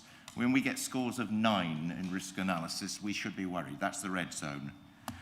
The interim costs, well, if you compare the alternative to not getting decent staff at these levels, and also I might add losing staff who could have gone to these levels, but are going somewhere else because they're being taken away, they're being poached. The cost of an interim for a year can be at chief executive level, and that's just for a general lower level interim. One interim is going to cost you more than a chief executive. We don't like interims, we've said that many times. No, I'm going to support this. You can't call this morally wrong. This is the real world. We need to pay the labourer worthy of their hire, or we won't have the decent labourers. And if we don't do this now, I fear we'll certainly have to do it in a very short while. But at that point, we'll have lost a lot of experienced officers, and that will have told on our services across the council. So I think we're being short-sighted if we go against this. Thank you, Councillor McCraw. Councillor Arthey. Yeah, I'll be really quick. Councillor Busby picked up most of the points that I was going to make. I have got a question now, and I'm not quite sure who can answer it. What would happen, this is a joint staffing, so what would happen if Mid-Suffolk and Babergh came to different decisions?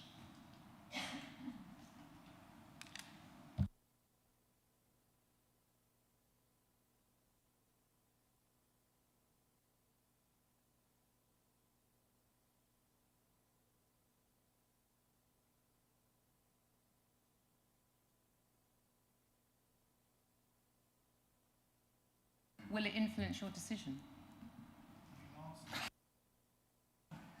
It might do if Mid-Suffolk are going to have to pay the extra cost. Would you like us to get the chief executive? Okay.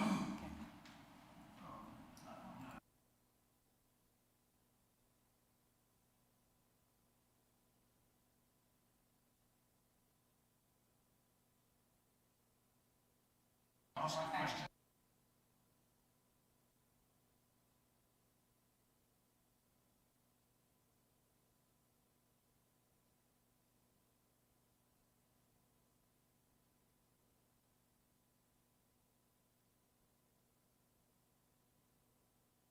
you. Chair, can I just make a quick point? I wanted to ask the two that presented, but they shot off after the question, so I didn't get the opportunity. But I do know that we are paying already, I don't know what they call it, top-up market forces supplements to our staff already, because that's the only way we can keep them. So they're already being paid over their salary grade. And well, there you go. If you can either accept it and put it into their salary, or we can have it through the back door, if you like. Surely that should have been something that should have been given to us. That's something that should have been given to us in the paperwork, which actually shows that this has just been rushed through. We haven't had all the details. Can we complete now? I have the chief exec here. Yeah. Would you like? Yeah. Councillor Arthur would like to ask you a question. Question is, we have joint staff with Mid-Suffolk. What would happen if Mid-Suffolk and Babergh came to different decisions on this? I'm not sure I can directly give you an answer to that one. It depends on how you vote and obviously how Mid-Suffolk vote. It would leave us in an interesting position, and it would certainly leave us in a difficult position because, exactly as you said, you have a joint workforce. The reality of how we actually operate, because it's easy to say we have a joint workforce, but the reality is that some staff are employed by Babergh, some staff are employed by Mid-Suffolk, but all staff are reciprocally shared the other way. And we've never had that issue in the past because we've had single joint pay scales. That was one of the first things I suspect both councils did when they first started working together 10 years ago, was to sort that issue out so that you didn't have that issue. It would depend entirely how you vote tonight and how Mid-Suffolk vote, and then we'd have to look at it as to whether or not Mid-Suffolk would be able to pay that on its own. I can't see why they would do that. That would seem an unusual thing for a council to be willing to pay for. I suspect that would come with conditions, if you like, i.e. we pay for our proportionate share. But I think fundamentally it starts to make things quite messy, is the non-technical answer.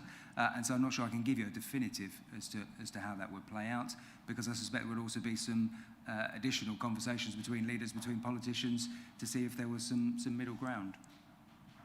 It's not the most helpful answer, but in all honesty, it's not one that we can directly give you a detailed answer to. Chairman, if there's no other questions, I'll for the obvious reasons, I'll depart again, but I won't depart too soon if somebody else is going to then ask me to come back in. No, we have just, if Clive has finished, I've just got Councillor Ward to sum up. Thank you. Been putting our hand up some time. Oh, all right.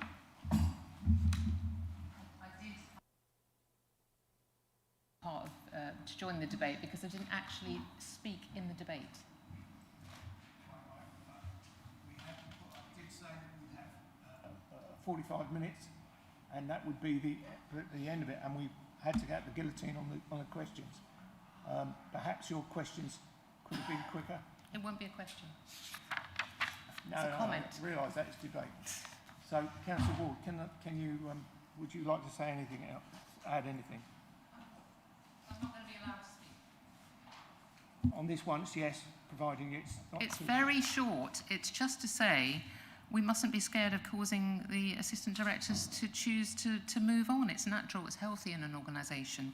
It creates opportunities for other more junior staff. How do we expect them to get those opportunities if we don't allow them that natural progression within the organisation where we can actually retain their expertise? It's not a question of always losing out, it's opportunities as well to encourage more junior people. And the brilliant thing about that is those junior people then move on to the minimum pay point on that range.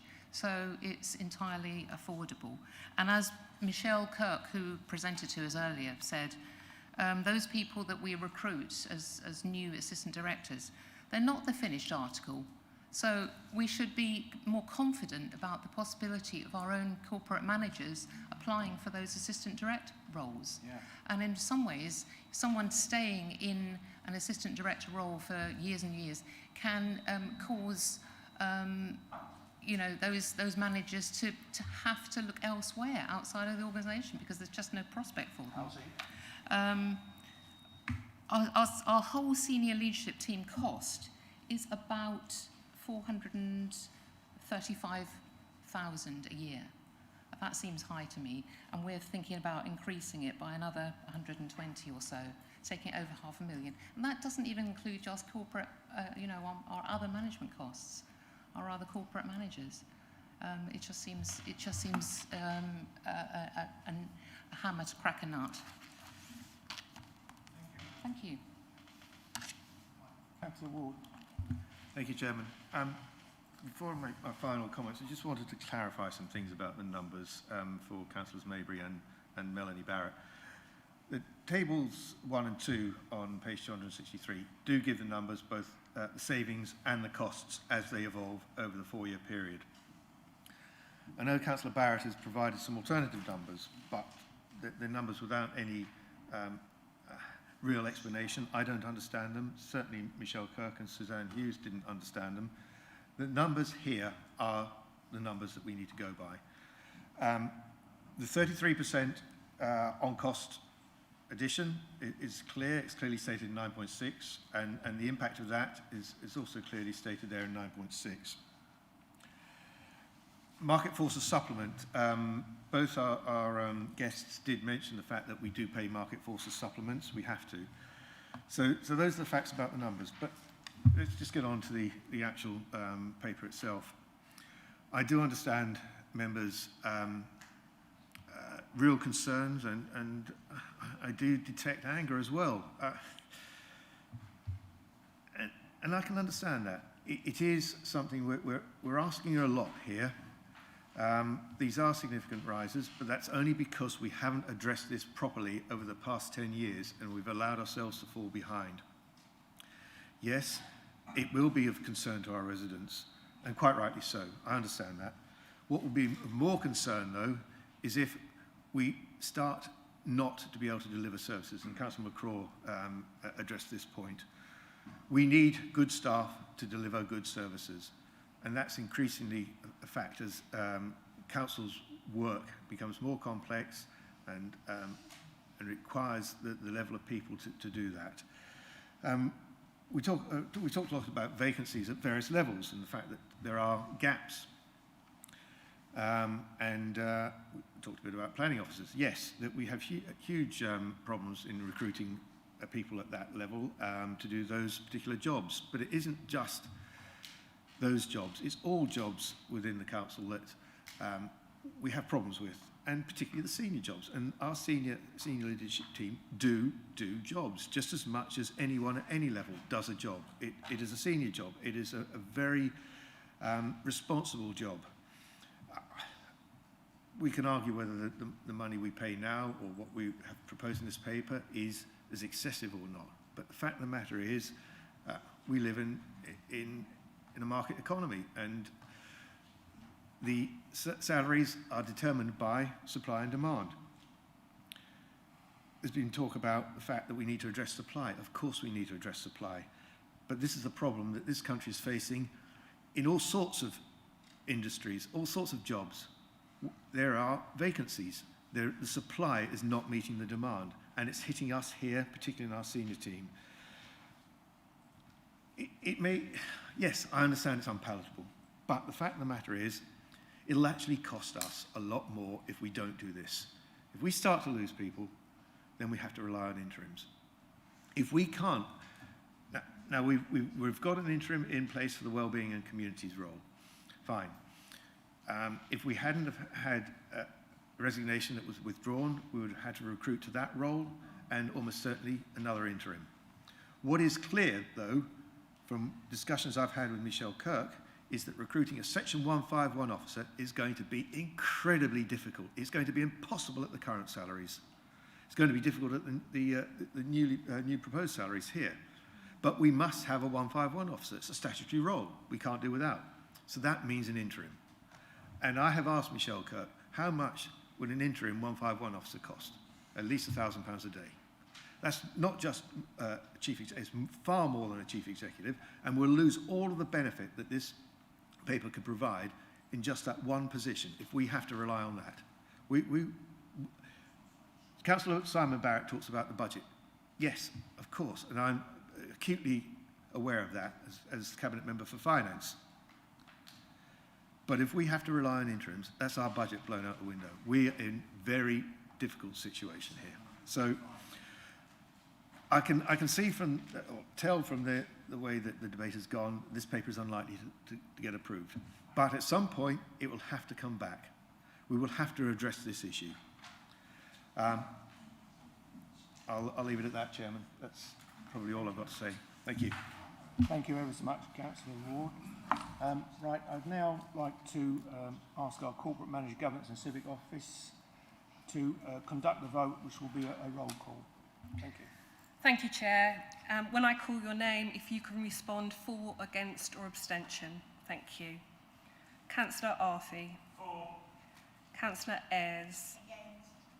Councillor Melanie Barrett. Against. Councillor Simon Barrett. Against. Councillor Peter Beer. Against. Councillor Dave Busby. Abstain. Councillor Sue Carpendale. Councillor Trevor Creswell. Against. Councillor Derek Davis. Against. Councillor Mick Fraser. Against. Councillor Rick Hardacre. Councillor John Hinton. Against. Councillor Bryn Hurren. For. Councillor Lee Jameson. Against. Councillor Robert Lindsay. Against. Councillor Elizabeth Malvisi. For. Councillor Margaret Mabry. Against. Councillor Alistair McCraw. For. Councillor Sack Norman. Against. Councillor John Nunn. Against. Councillor Adrian Osborne. For. Councillor Jan Osborne. For. Councillor Alison Owen. Against. Councillor Lee Parker. Against. Councillor Stephen Plum. Against. Councillor John Ward. For. Okay, just a few seconds and I'll come back to you with the totals. 6, 7, 8. One abstention. 1, 2, 3, 4, 5, 6, 7, 8, 9, 10, 11, 12, 13, 14, 16, 17. 8, 17, 1.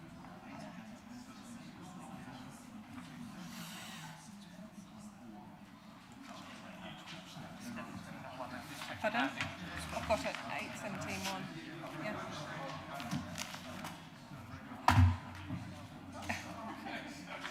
You're doing that.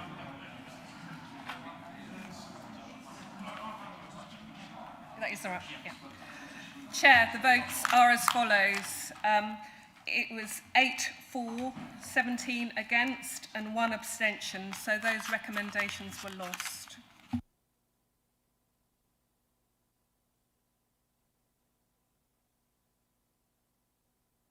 Need to move to get everybody back in again. Yeah, can we have everybody back in?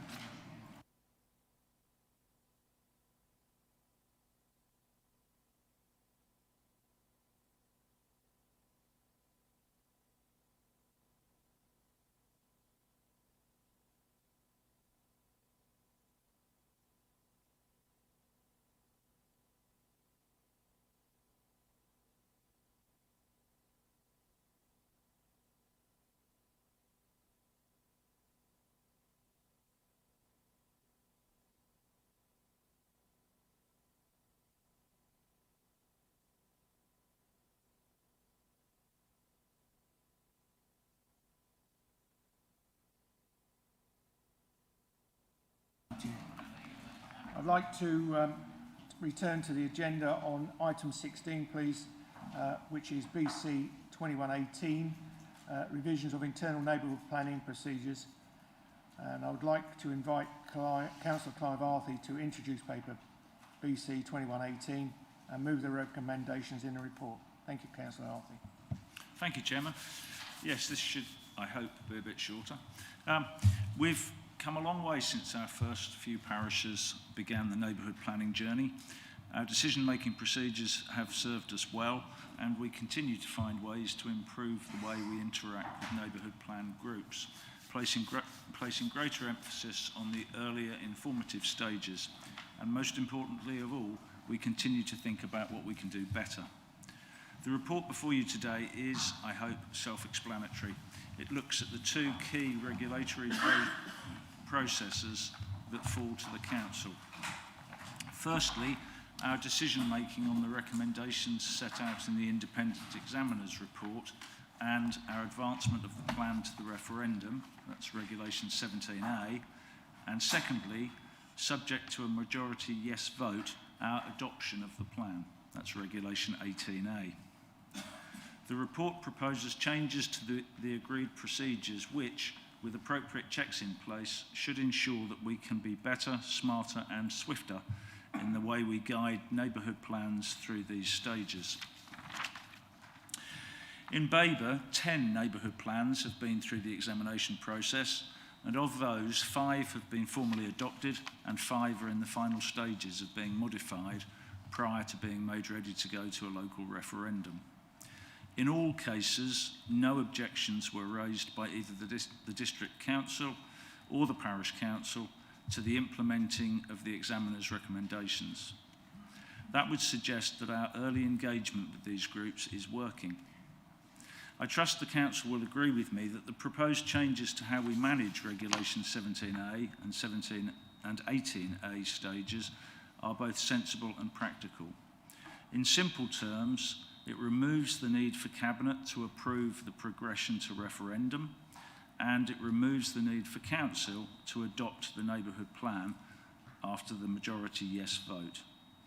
I propose the recommendations in 3.1 and 3.2 at page 275 of the agenda paper. Thank you. Thank you, Councillor Arthey. Could I have a seconder? Councillor Busby. I've now move to questions. As before, councillors can ask as many questions, but must be relevant to the subject under discussion and must be a question. And I hasten to add that we are trying to move as quickly as we can. And I'm not trying to be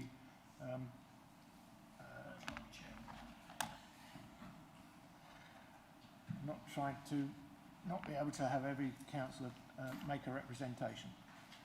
So, can I have a question, please, for Clive? Any questions? Councillor Maybury. Thank you, Mr. Chairman.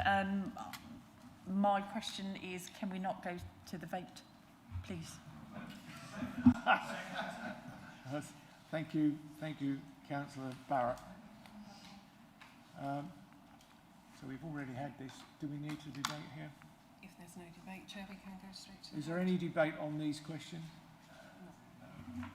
Then I'll go to the vote as proposed by Councillor Maybury and seconded by Councillor Barrett. Oh. Can we do the vote just by playing with the show of hands? We can do, if that's easier, if it's a consensus vote. All those in favour? Thank you. That is carried, Chair. Thank you all for that. We now come to, that is carried. Item 17, Councillor Appointments. 17A, election of Chairman of Licence in the Regulatory Committee. Chairman say, may I have nominations for the Chair of Licence in the Regulatory? John Ward. Yeah, I'd like to nominate Councillor Dawson for this role. Councillor Dawson knows the subject very well. She will be an excellent chair for this committee, and it will be replacing one Conservative chair with another. So I'd like to have a seconder for Councillor Dawson, please. Could I have a seconder? Chairman Osborne. Councillor Hinton. Mr. Chairman, I'd like to propose Councillor Maybury. I think she'd be an excellent chairman for this committee as well. I don't think the political inclinations of whoever's going to be chairman are particularly relevant. It's whether who's capable for the job and who's here tonight, which is obviously significant as well. So I would like to propose Councillor Maybury. Have you a seconder? Councillor Plum.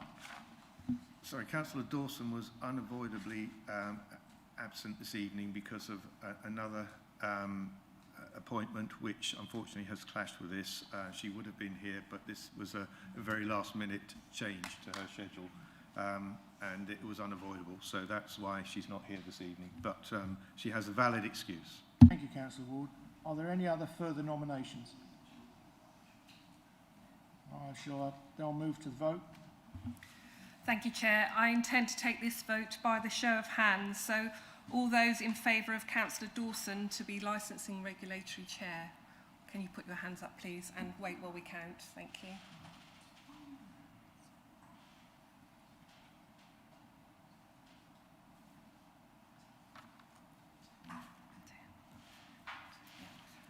Okay, did you count, Chair? Yeah.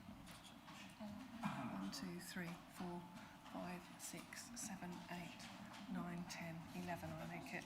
Yeah, 11. Okay, and all of those in favour of Councillor Mabry, can you put your hands up?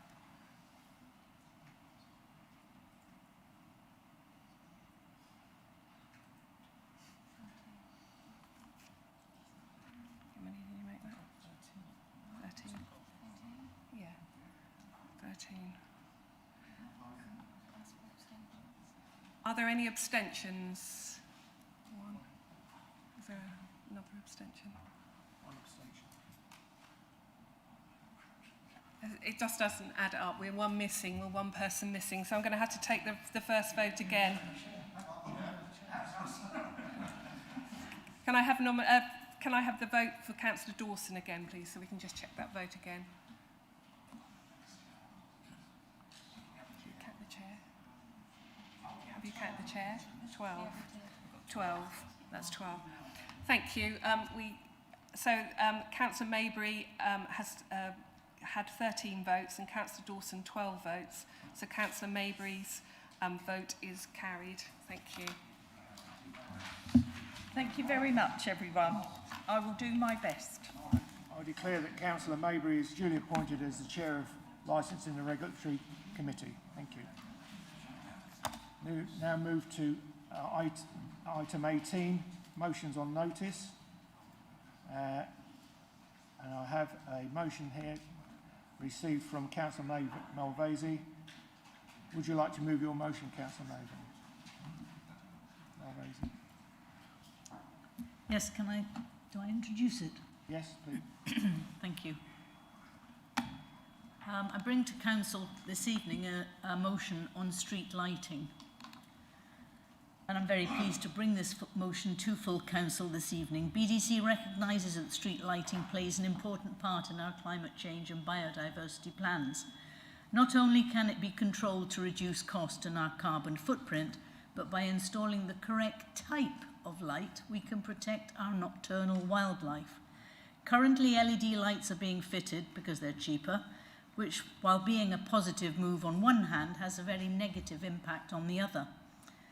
As a society, we've moved towards wanting blue-white light, and it is this blue-white light that is killing off nocturnal wildlife.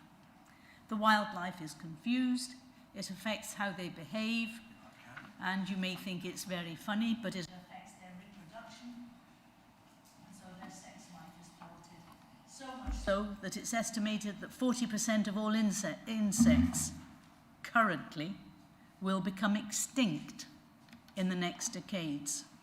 I ask that you approve the motion so that we can produce a biodiversity supplementary planning document that provides guidance on how to protect our nocturnal friends on who our futures so very much depend. Thank you very much. I propose this motion. Could I have a seconder, please? Councillor Jameson? Do you wish to speak? I won't say too much, Chair. I'd just like to thank Councillor Malvesi for bringing this motion before Council this evening. This is a motion which is also being presented by the Green Group at Mid-Suffolk on Thursday, I believe, so it can be a jointly delivered by both councils.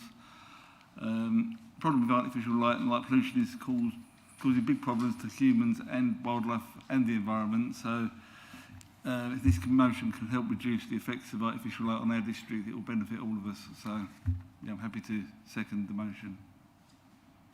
Jameson. Now I'd like to go to debate. One councillor for 3 minutes, and it will be timed. Anybody wish to debate? Councillor Hinton. Thank you, Mr. Chairman. Well, I'm in favour of seeing some of the street lighting turned off, especially in the rural areas, because it does have a detrimental effect on the wildlife. It also has a detrimental effect on being able to enjoy the night sky. And we have seen recently with the cabinet reshuffle where ministers have said that people who live in villages should get used to buying a torch so that they can see to get around. It is nice to have a dark sky and be able to turn the light off in your bedroom at night and go to sleep because it's dark, rather than because there's a street light outside.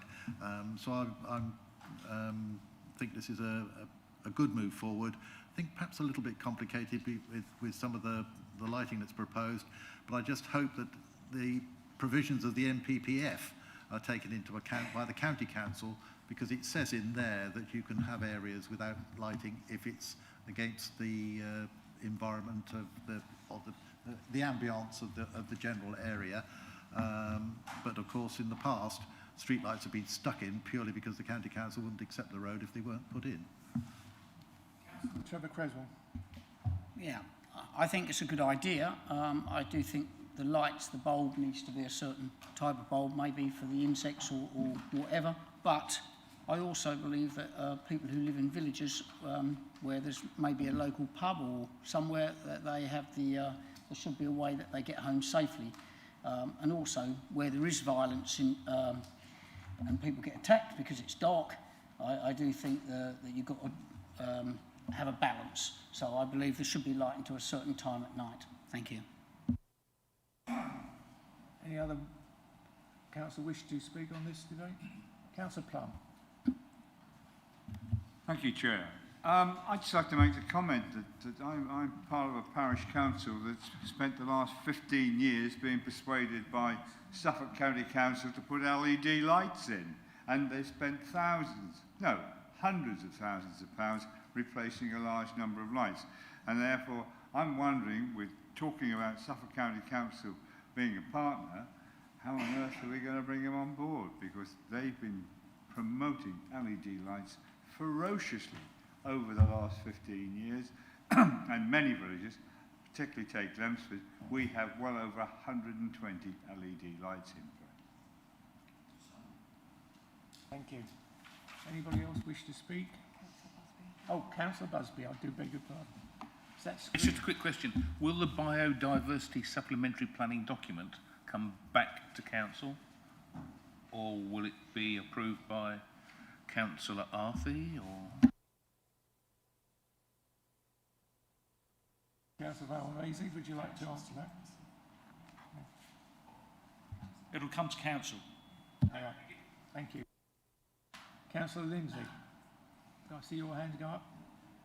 Oh, thank you. Just very briefly to perhaps address some of Councillor Plum's concerns.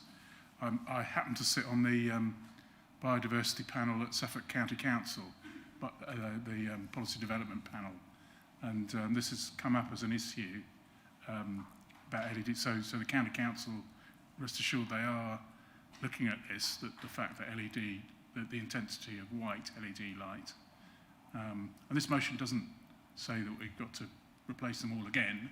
It's just talking about lower intensity and thinking more about, putting the emphasis more on having less light and less intensity. Thanks. Lindsay. Councillor Arthey.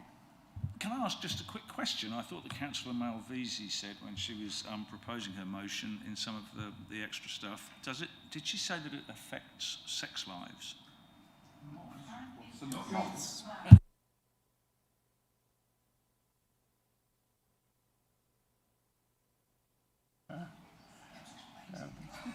Yeah, good debate. If that's completion of is that completion of the debate? I'd just ask Councillor, Malvesi, do you wish to add anything? No, other than you can put a filter on the LED, or you can choose. It's a bit like Christmas, the Christmas tree lights. When they first came out, they were a soft, warm glow, and then everybody went blue-white because it was sharper and brighter. And LEDs are exactly the same, because they're LED lights as well.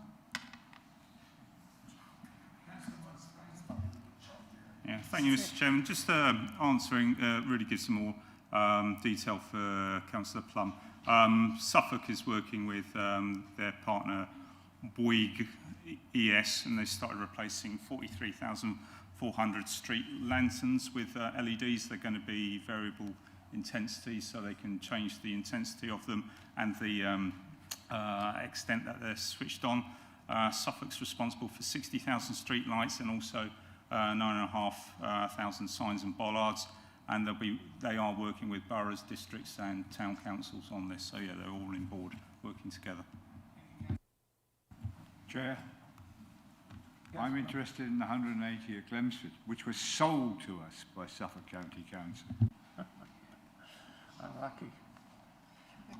Yeah, could I now ask members to go to the vote, please, on this? I'll now ask the Governance Officer and Civic Office to conduct the electronic vote. At the last vote, you decided, just like that we'd have a show of hands, and now you're saying we're going back to electronic vote.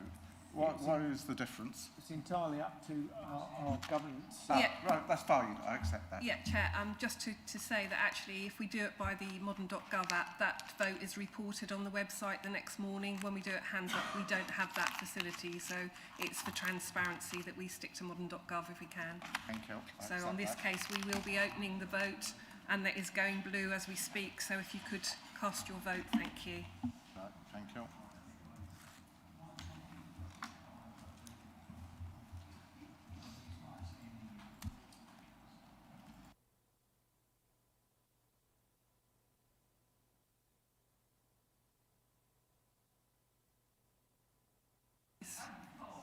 Four, thank you.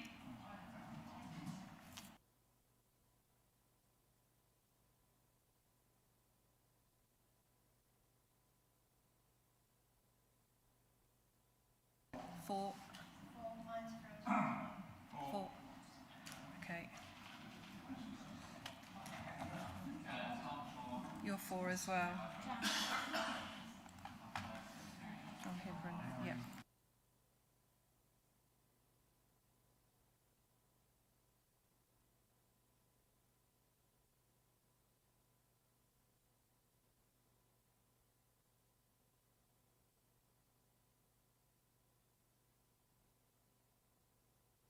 Have 23 for and 2 abstentions. Oh no, 24 for, sorry, I've forgotten Councillor Mabry's. 24 for and 2 abstentions. Thank you. So that is carried. That is carried. I'd now like to go to item 18B, to consider the motion on notice received from Councillor Jameson. Councillor Jameson, would you like to move your motion? Thank you, Chair. The motion before you is to ask the council to sign up to the client to be a client partner on the Consider a Constructor scheme. I did send out details or some information on the Consider a Constructor scheme last night. It's a code that commits sites and companies and suppliers registered to the scheme to care about appearance, safety, respect the community, protect the environment and value the workforce. Becoming a client partner is free and demonstrates that us as a council is an organisation that proactively chooses to demonstrate its commitment to raising standards in the construction industry. We'll be recognised by the public and those working on site as an organisation that places huge importance on showing care and consideration towards the local community, the environment and the welfare of the workforce. Client partnership member companies agreed to recommend the scheme registration to all sites under the control and are expected to encourage conformance with all aspects of the scheme's code on their registered sites. It's already, many major companies already signed up, as well as several councils already signed up as client partners. And as I say, it's free, and I'd just like to ask the council to approve this motion. Thank you. Have a seconder, please. Councillor Lindsay, thank you. Would you like to speak?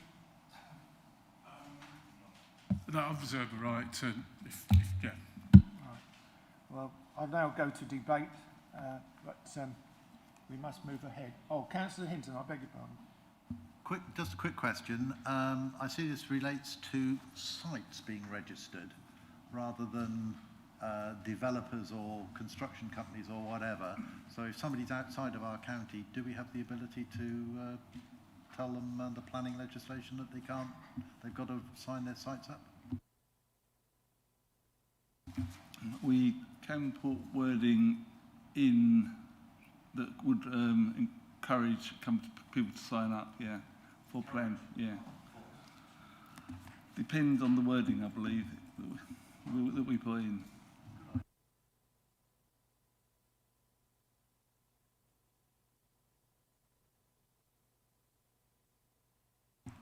Would a client partnership member company be somebody working on behalf of this council rather than a developer applying to this council? I mean, I'm not sure, can we apply it to planning applications? I'm not sure we can, but I read this as being that the considerate constructor would be somebody working with us. I happen to know of, I've seen iHomes doing a site in Brantham, and I saw this sign on their fence today.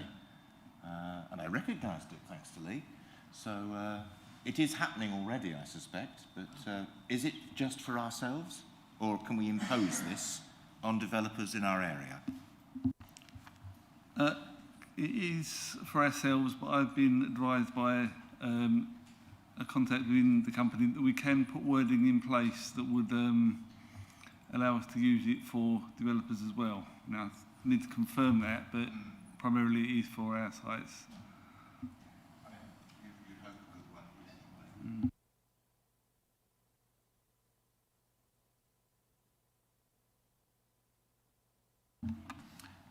Thank you, Chair. I just wanted to ask, because obviously this is more on, as you said, the client partner side of this.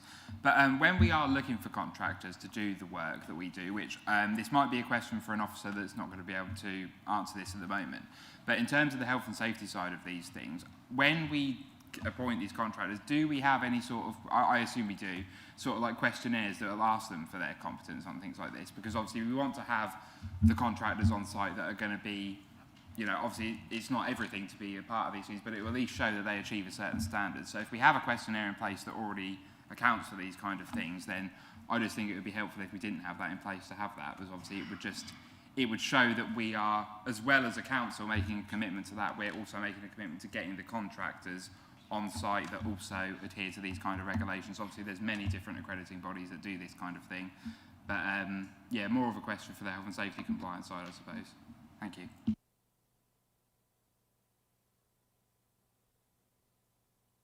Any more for debate? Sorry. No?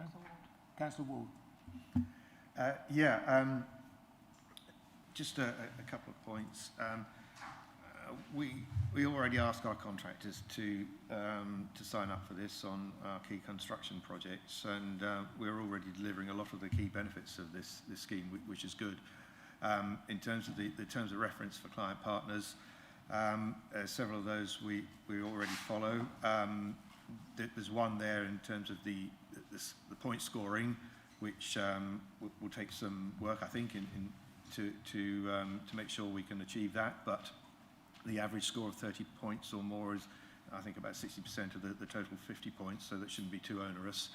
9 local authorities, a mixture currently of county councils and unitaries. We would be the first district council, so that would be some kudos for us if we were to sign up to this. So I'm happy to support this. It seems a no-brainer, quite honestly. Anything to add? No, nothing else to add, Chair. Right. I'll go to the vote now, so I'll ask our Corporate Manager Governance and Civic Office to conduct the electronic vote. Thank you, Chair. That vote is now open if councillors can cast their vote. Thank you.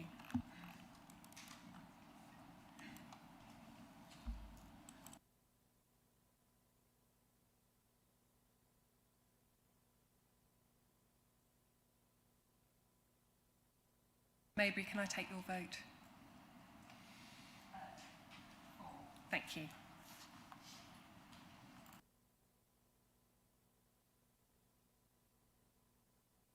Hinton, are you still having problems? Aha, thank you. Oh no.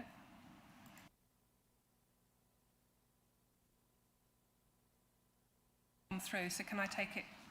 Oh, it's just come through, sorry, yeah. Okay, lovely, thank you. That is 25 votes for 26 with Councillor Mabry's, thank you. So that is carried, Chair. That is carried. I'll now go to item 18C to consider the motion on notice received from Councillor Lindsay. Councillor Lindsay, would you like to move your motion?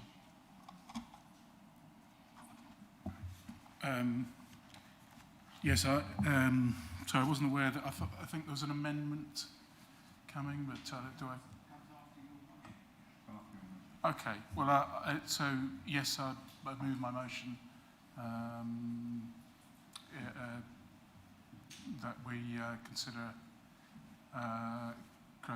moving to a committee system. Thank you. Oh, I'm not supposed to stand. Jameson. Councillor Ward. Yeah, thanks, Chairman. When I became leader nearly 4 years ago, I did say I would try to build an administration that was more inclusive. And to that end, I included an independent Councillor Davis in the Cabinet. Moreover, I made a commitment at the February meeting this year that the Cabinet would look at ways of improving engagement and communication with the rest of the Council. However, it is clear from conversations I've had that there is still more to do, which is evidenced by a desire to explore the option of reverting to the committee system of governance, as many believe that this would be more inclusive. It is now time that Council has the opportunity to debate and make a decision. However, in order to inform a debate at Council, we need to define what sort of committee system would be appropriate and identify its benefits and disadvantages in comparison with possible improvements to what we have now, both in Cabinet and Council. I would therefore like to propose the following amendment to this motion. After 5 years of the current Leader Cabinet governance model, the Council believes it is time to review how effectively this is working and assess it against the committee governance model.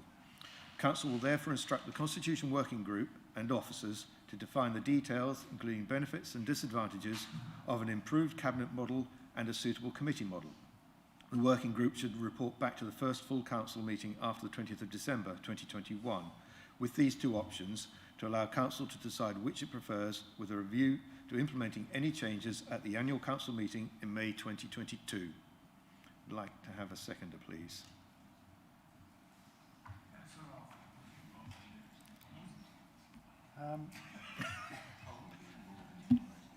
Councillor Lindsay, do you accept this amendment? I do. So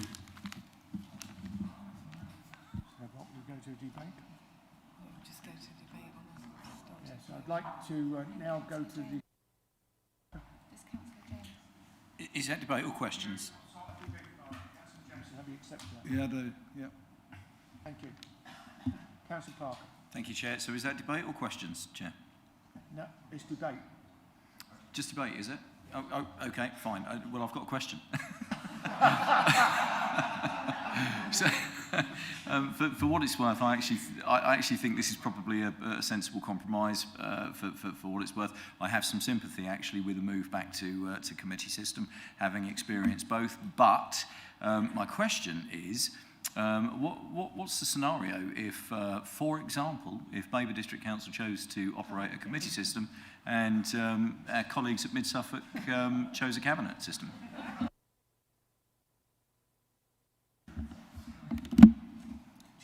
Chairman, I think this one possibly come in my direction. Of course, depends, of course, if you've got any staff left to support you. I'm being sarcastic.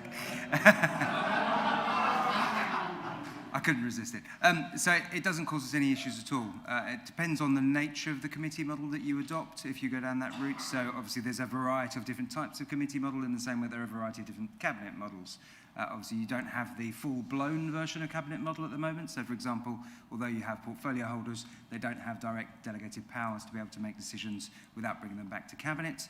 If you think of that as a comparison to a committee system, you can have a committee system with portfolio holders. I believe that may well have been similar to the committee system that you had in the past, so not that very different to a cabinet model. Alternatively, you could have a committee system without portfolio holders where you've got a committee for each of the portfolio areas, so a housing committee, an environment committee, and so on and so forth. That would create not challenges, but obviously points of difference. So if you were trying to do the same report in Mid-Suffolk and you were trying to do the same report in Babergh, the route through would be different. That's the only issue.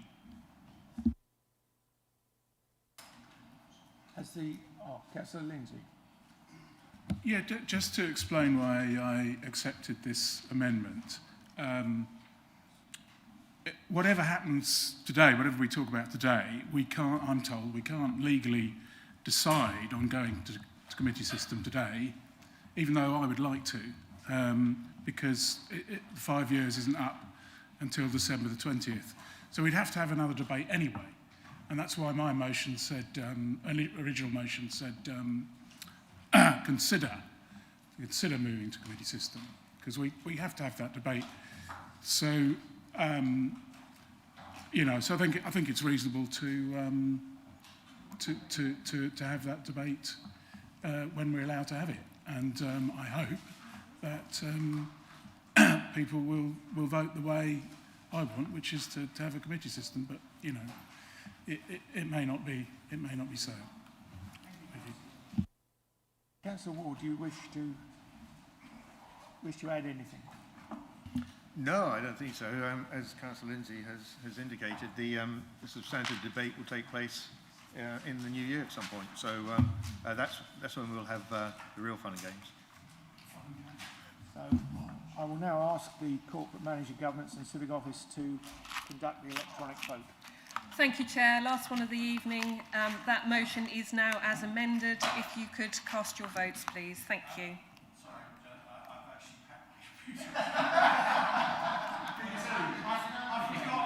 Vote.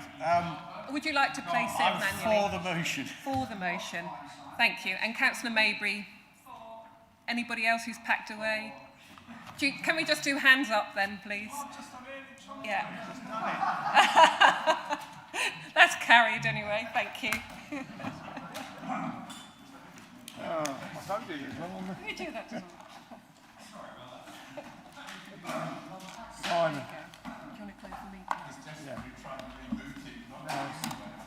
Can I just, members, can I just congratulate you all for managing to get through this before 10 o'clock, and the next date of our next meeting will be Tuesday, the 23rd of November 2021 at 5:30. Thank you all for attending and for your debates.